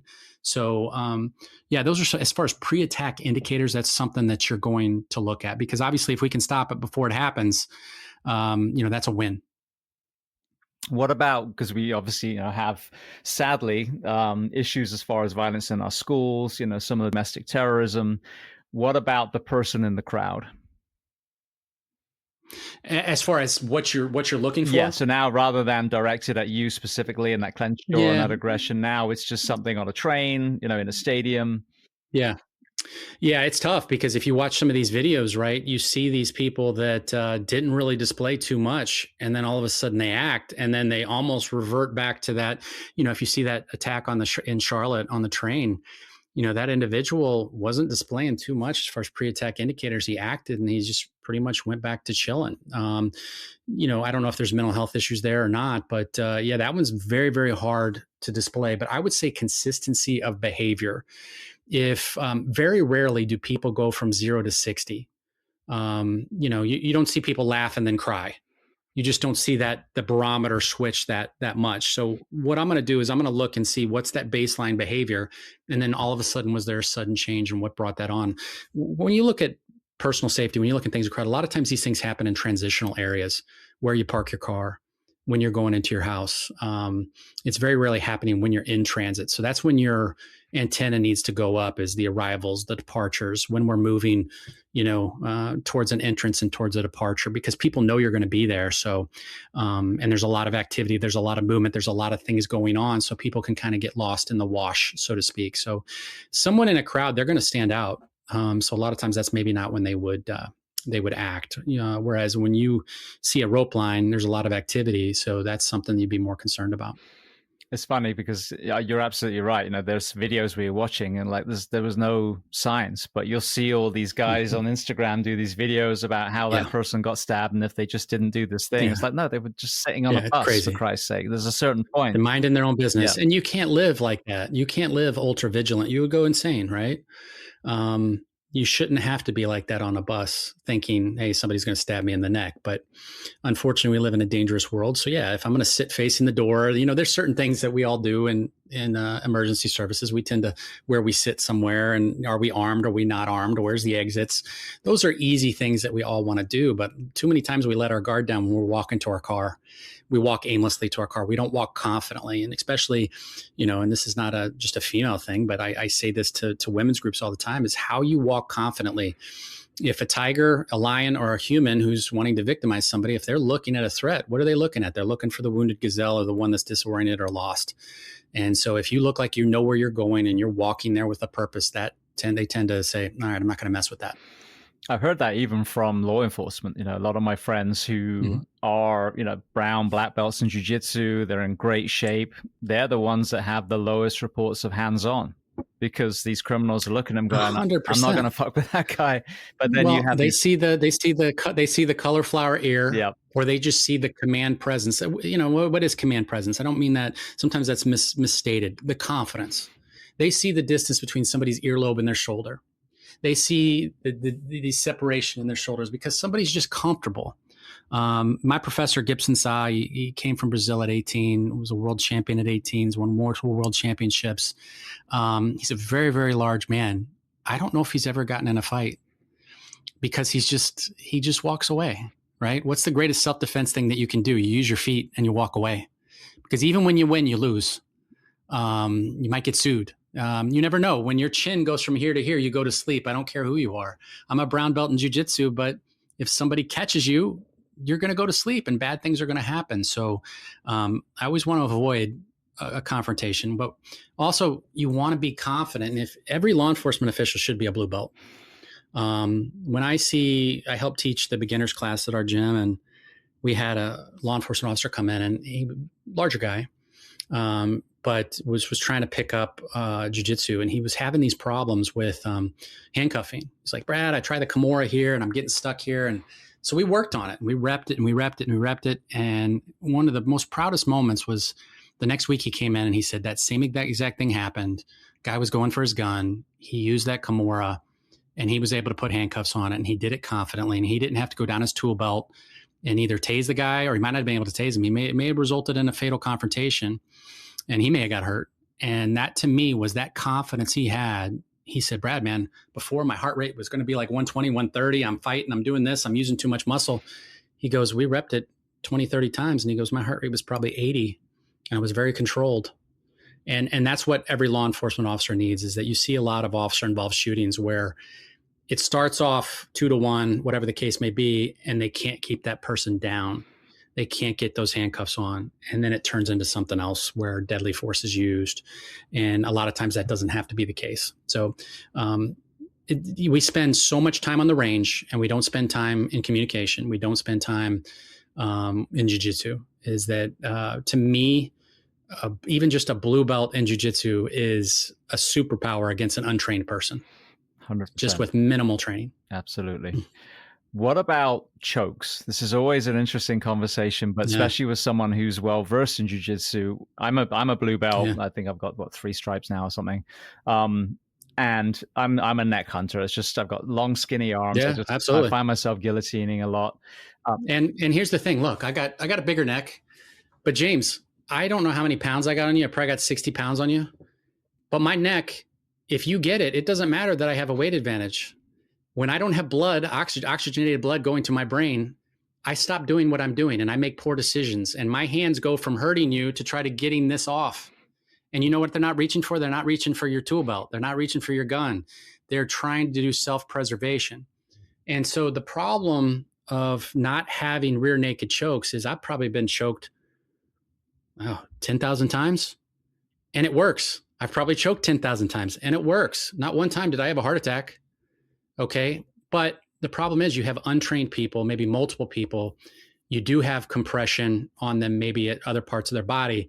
And what you see in some of these cases is these people that we are wrestling around with, what's their heart rate? What drugs do they maybe have on board? What underlying health conditions do they have? And we extrapolate from that it's the choke that caused that and not some underlying health issue or some drugs that they were under the influence of. And I'm not making that specific to any case. I'm just saying is that by taking that away, now I have to go to joint manipulations, which may lead to, in the heat of the moment, destroying somebody's rotator cuff or breaking their elbow. So the liability with that, the pain compliance that maybe that person really freaks out now because of the pain that's going associated with that. Or I may have to go to strikes, and we all know how that looks on camera. Mm-hmm. But yeah, rear naked choke, or just even if I'm doing an Ezekiel or some type of choke where I'm using using someone's coat to choke them, what do they have to do with their hands? They have to bring their hands off. So if I'm in mount, I can now get a higher mount. What can they not do? They can't oompa off. It's very hard for them to transition off of me because my weight's much higher on their body now. So all these things kind of play on one another. I mean, is a gift wrap, is it a choke? A gift wrap is one of the greatest control moves you can do on somebody because they can't turn into you. They can't turn away. One of your arms is basically controlling their entire body. You can get to your radio, you can get to your phone. And yet I have some CT people that say, if you do a gift wrap, you're really cutting off half their blood supply. So we can't do that, man. So it's just so many things are being taken off the menu as far as what we can do that's problematic. When I speak to the canine specialists in law enforcement, let me see, Mike Gusby, I was just blanking for his name for a second. Mike is the LAPD, the guru in that world. And you hear, the optics of the canines and they're trying to take them away. It is a fraction of the number of calls that canines are used where they ever actually even bite anyone. So you send a canine in, not only do the cops not get killed, but the perp doesn't get killed either. So everyone goes home. And even if there is a bite, the perp usually still goes home. And maybe they might be shredded their arm a little bit, but they're still alive. And it's the same to me with this conversation, having, done jiu-jitsu for a while and having been a striker for a long time. Even if you put someone out for a moment and you got people watching and you're doing it where you're going to let go, and now that you've cuffed them, that person wakes up and then they go to prison and they're not dead and their loved ones still have a son or a daughter or whatever it is. And, life goes on. But it's a very dangerous conversation where you start taking away non-lethal tools that then are increasing the likelihood of an officer then going for a lethal response instead. Yeah, you're right. And we've lost, I want to say 3 dogs here in South Carolina, maybe 2 with South Carolina Law Enforcement Division. And one of these individuals was a great jiu-jitsu practitioner at my gym. And it was just horrific to see him lose a family member, to him. But that dog saved their lives. This individual was in a hallway with a high-powered rifle, and the dog took it and saved that entry team's life. But yeah, not having that dog would have cost us a great officer. So it's tough because you're right. The optics, people look at that, and I think some of it is did the dog just take the person down? The handler, don't let him gnaw on the leg for 60 seconds, right? But yeah, you got to have that. You got to have those capabilities, because if not, then unfortunately there's going to be more lethal interactions, or more law enforcement individuals are going to get hurt. But I think the easy thing is, let's just start getting some people in jiu-jitsu, man. I know my professor will pretty much give 75% off to law enforcement to come in. And yet people still don't do it. We find other things to do. We got to level up in Call of Duty instead of go to jiu-jitsu. Just come to jiu-jitsu, man. It's fun. The hardest day is the first day walking on the mats. And I know you'd probably agree with this. The hardest day is walking into the gym and being like, I suck. We don't want to suck at something. But you know what? In 1 week, that version of you would kick that previous version's ass, would absolutely destroy him. And then another week, that it's just this common, this metamorphosis of who you are as an individual, you get so much better. And even as a brown belt, it's so frustrating because I want to get my black belt, but I'm not ready. I have so much more to learn. And that's the chase. That's the beauty of this, is that we can go 100%. I used to love doing Krav Maga and stuff, but you can't go 100%. Jiu-jitsu, I go 100%. And at the end, I tap, or the other individual I'm rolling with taps, and we smile at each other. And you know what? We learned something. We can battle test something. Hey, I saw this buggy choke online. Let's try this. That doesn't work for me. So I'm just going to throw that out of the toolbox. But what other thing in the world can you red team something with different shapes, sizes, ethnicities, and see if it fits in your toolbox or not in such a timely fashion, and throw things away or adopt things? That's what I love about it, is you can change who you are, kind of plug and play. And there's no better place to meet people, because there are felons, there are law enforcement, there's military, there's housewives, there's the whole gamuts, of people in there, and people I probably wouldn't associate with if I didn't jiu-jitsu. That's my tribe. So please go try it out. It may save your life. Absolutely. Well, on that theme, one more area we are seeing in, I would argue, quite a lot of places, that fitness standards and other standards are being lowered with the, in my opinion, facade of increasing recruitment. What I've seen from my career working for 4 agencies is the one that actually had the highest standards that would lose or, terminate 25% of the probationary class after the first year because they hadn't reached that bar, not because they were being dicks, but they just, you didn't reach it. Those are the ones that had the biggest line outside the department. So with your, kind of perspective on this, talk to me about, recruitment and where standards should be. It's tough because you got to fill the seats in the training academy, right? And at the end of the day, what's causing that funnel to, and you see it in the military too. You see it out of basic training. You get individuals that can't meet the standards, so they put them in remedial at basic training, because you have to put the individuals in the seats, unfortunately. But yeah, we're definitely seeing that standard. And I think a lot of that's society based, right? Is that you got more people sitting down, less people walking, eating processed foods. And when that happens, you're going to put on weight, your joints are going to get all jacked up. And you see it in the gym this time of the year, right? People are going to turn over a new leaf, right, James? You're going to go down to the Planet Fitness or the Gold's Gym, and everybody, man, I'm going to sign up for the year. And here in about 3 or 4 weeks, things will start to thin out, because consistency beats intensity any day, and people are not very consistent. So the way you have to look at this is, once again, best predictor of future behavior is past behavior.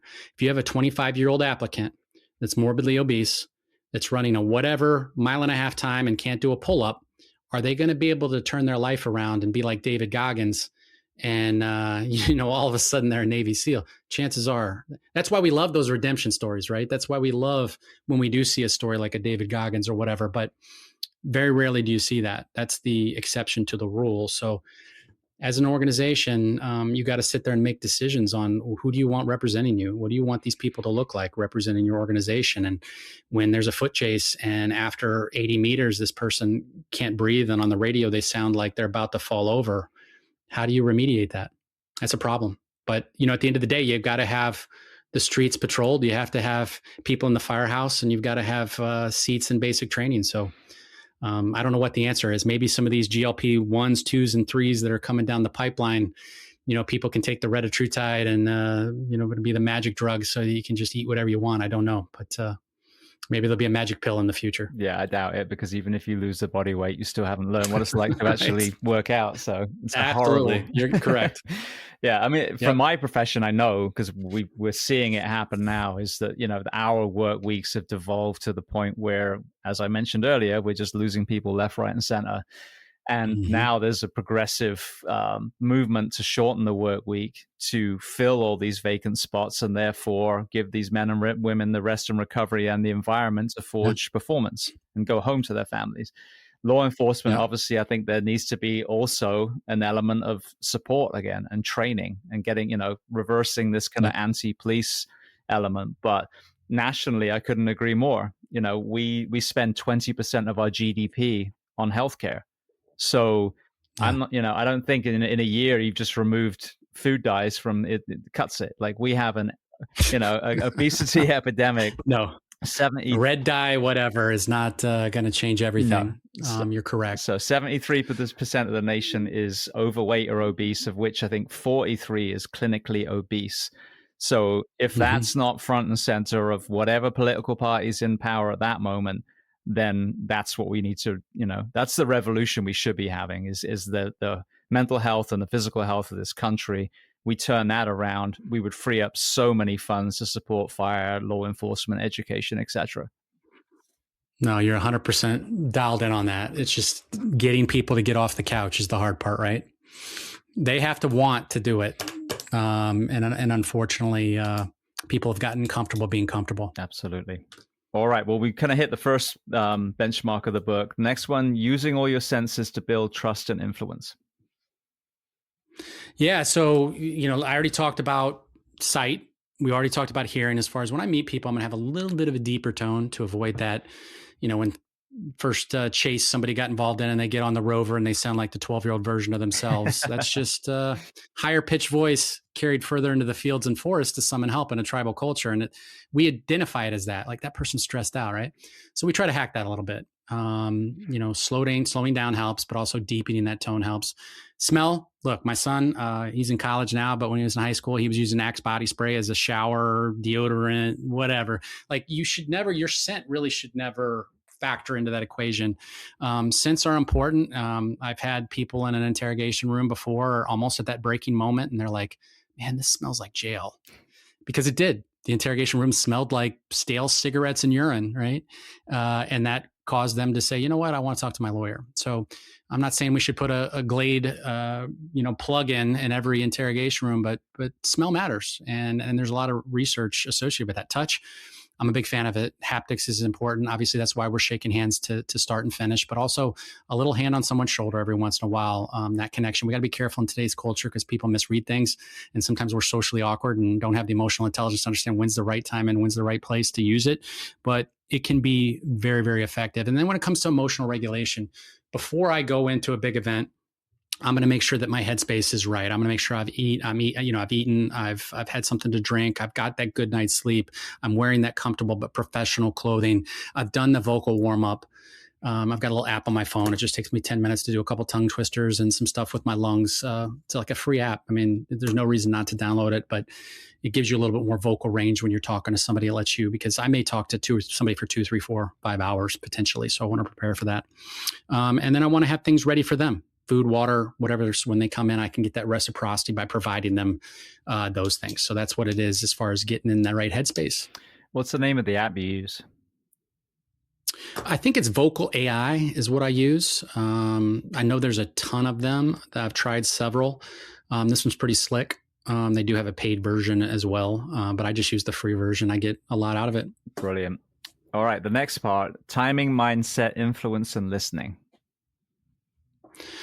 Yeah, so we're not approaching the person at the wrong time in the wrong place. So when we would do a lot of our search warrants on internet crimes against children cases, in one of the states, we would always hit the house at 6 a.m. And in the other one, we would try to tactically determine, hey, if this person's at work, can we set up surveillance on this person so we can catch them in the parking lot?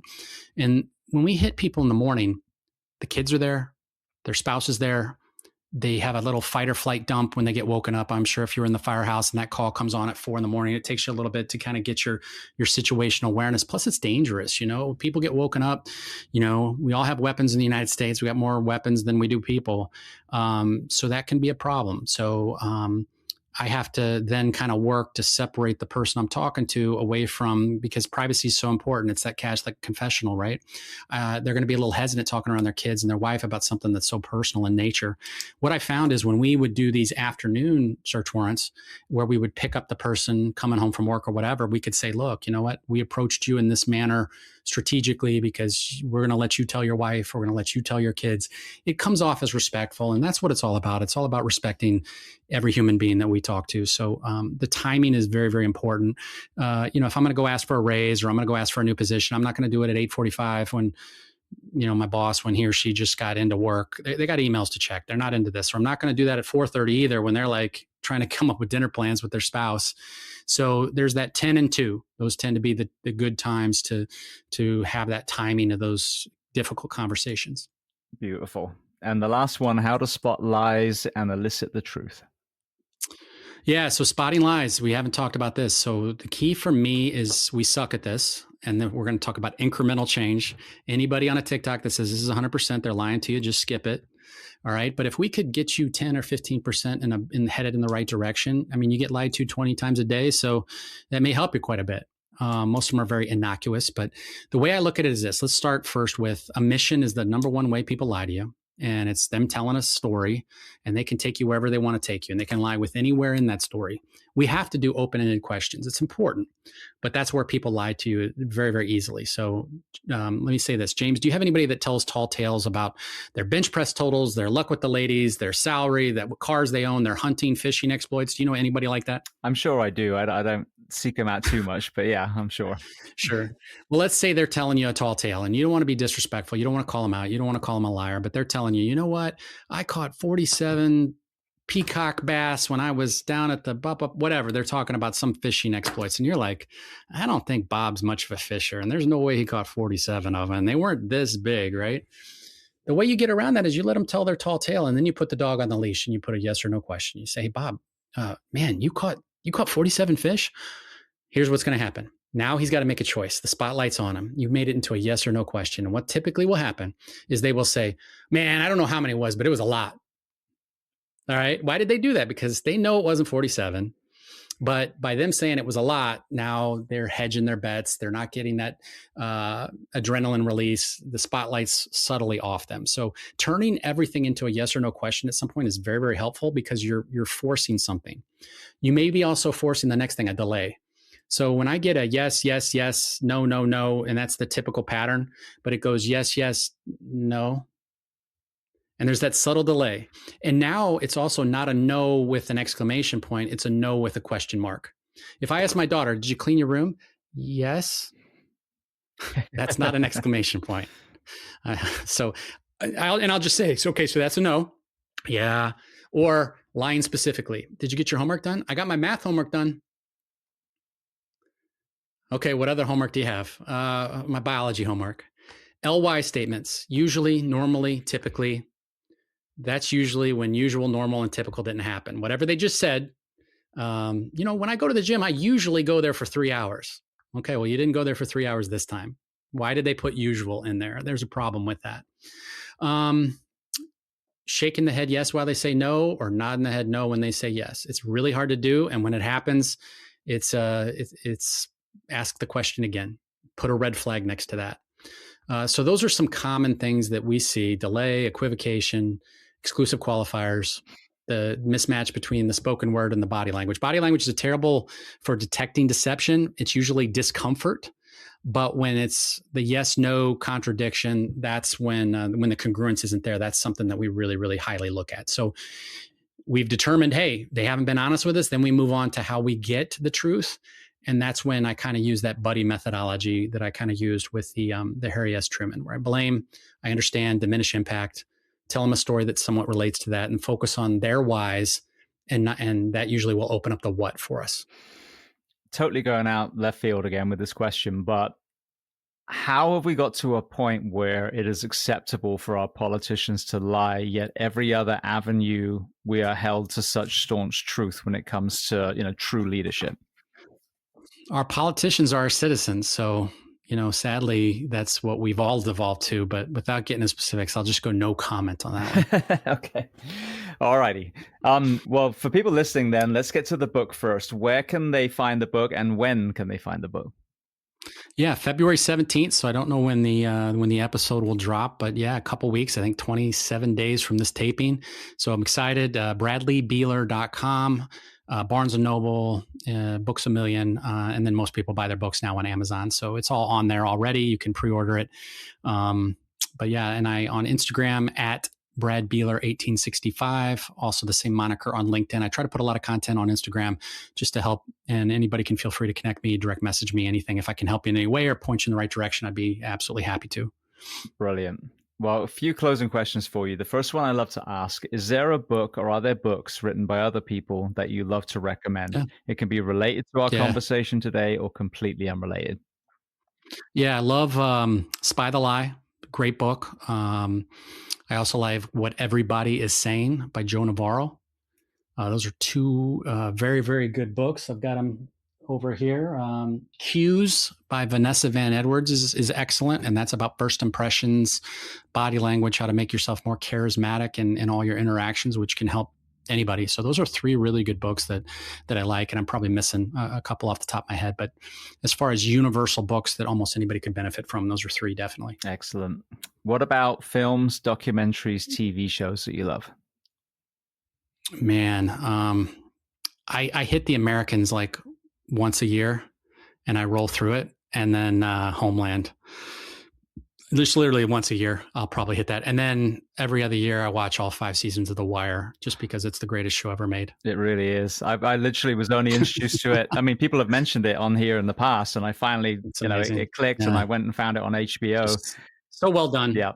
The Baltimore PD, and they went to the politics. They went all those different angles, but the Baltimore PD doing, the assisting in the production. That's just solid work. Yeah, absolutely.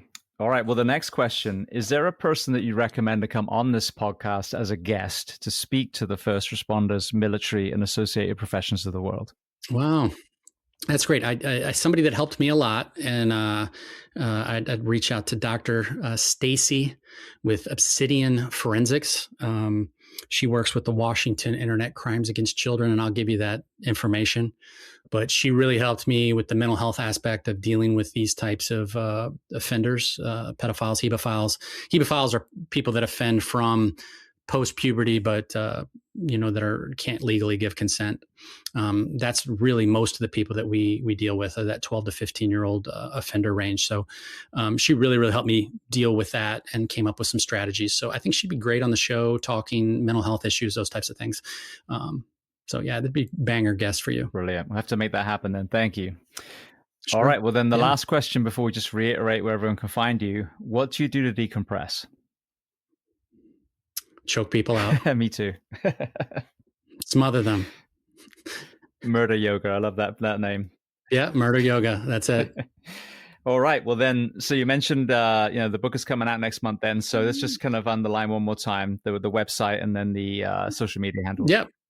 BradleyBeeler.com and then Brad Beeler 1865 on Instagram and LinkedIn. And then you can just type in Brad Beeler or Tell Me Everything in Amazon and it'll pop up. So appreciate you guys picking up the book. Well, Brad, I want to thank you so much. I mean, we've been all over the place. I mean, picking apart polygraphs and obviously the horrendous crimes against children and all the other conversations. So I want to thank you so much for being so generous with your time and coming on the Behind the Shield podcast today. It was a pleasure, James. Thanks for all the great questions. You went some places I haven't gone before.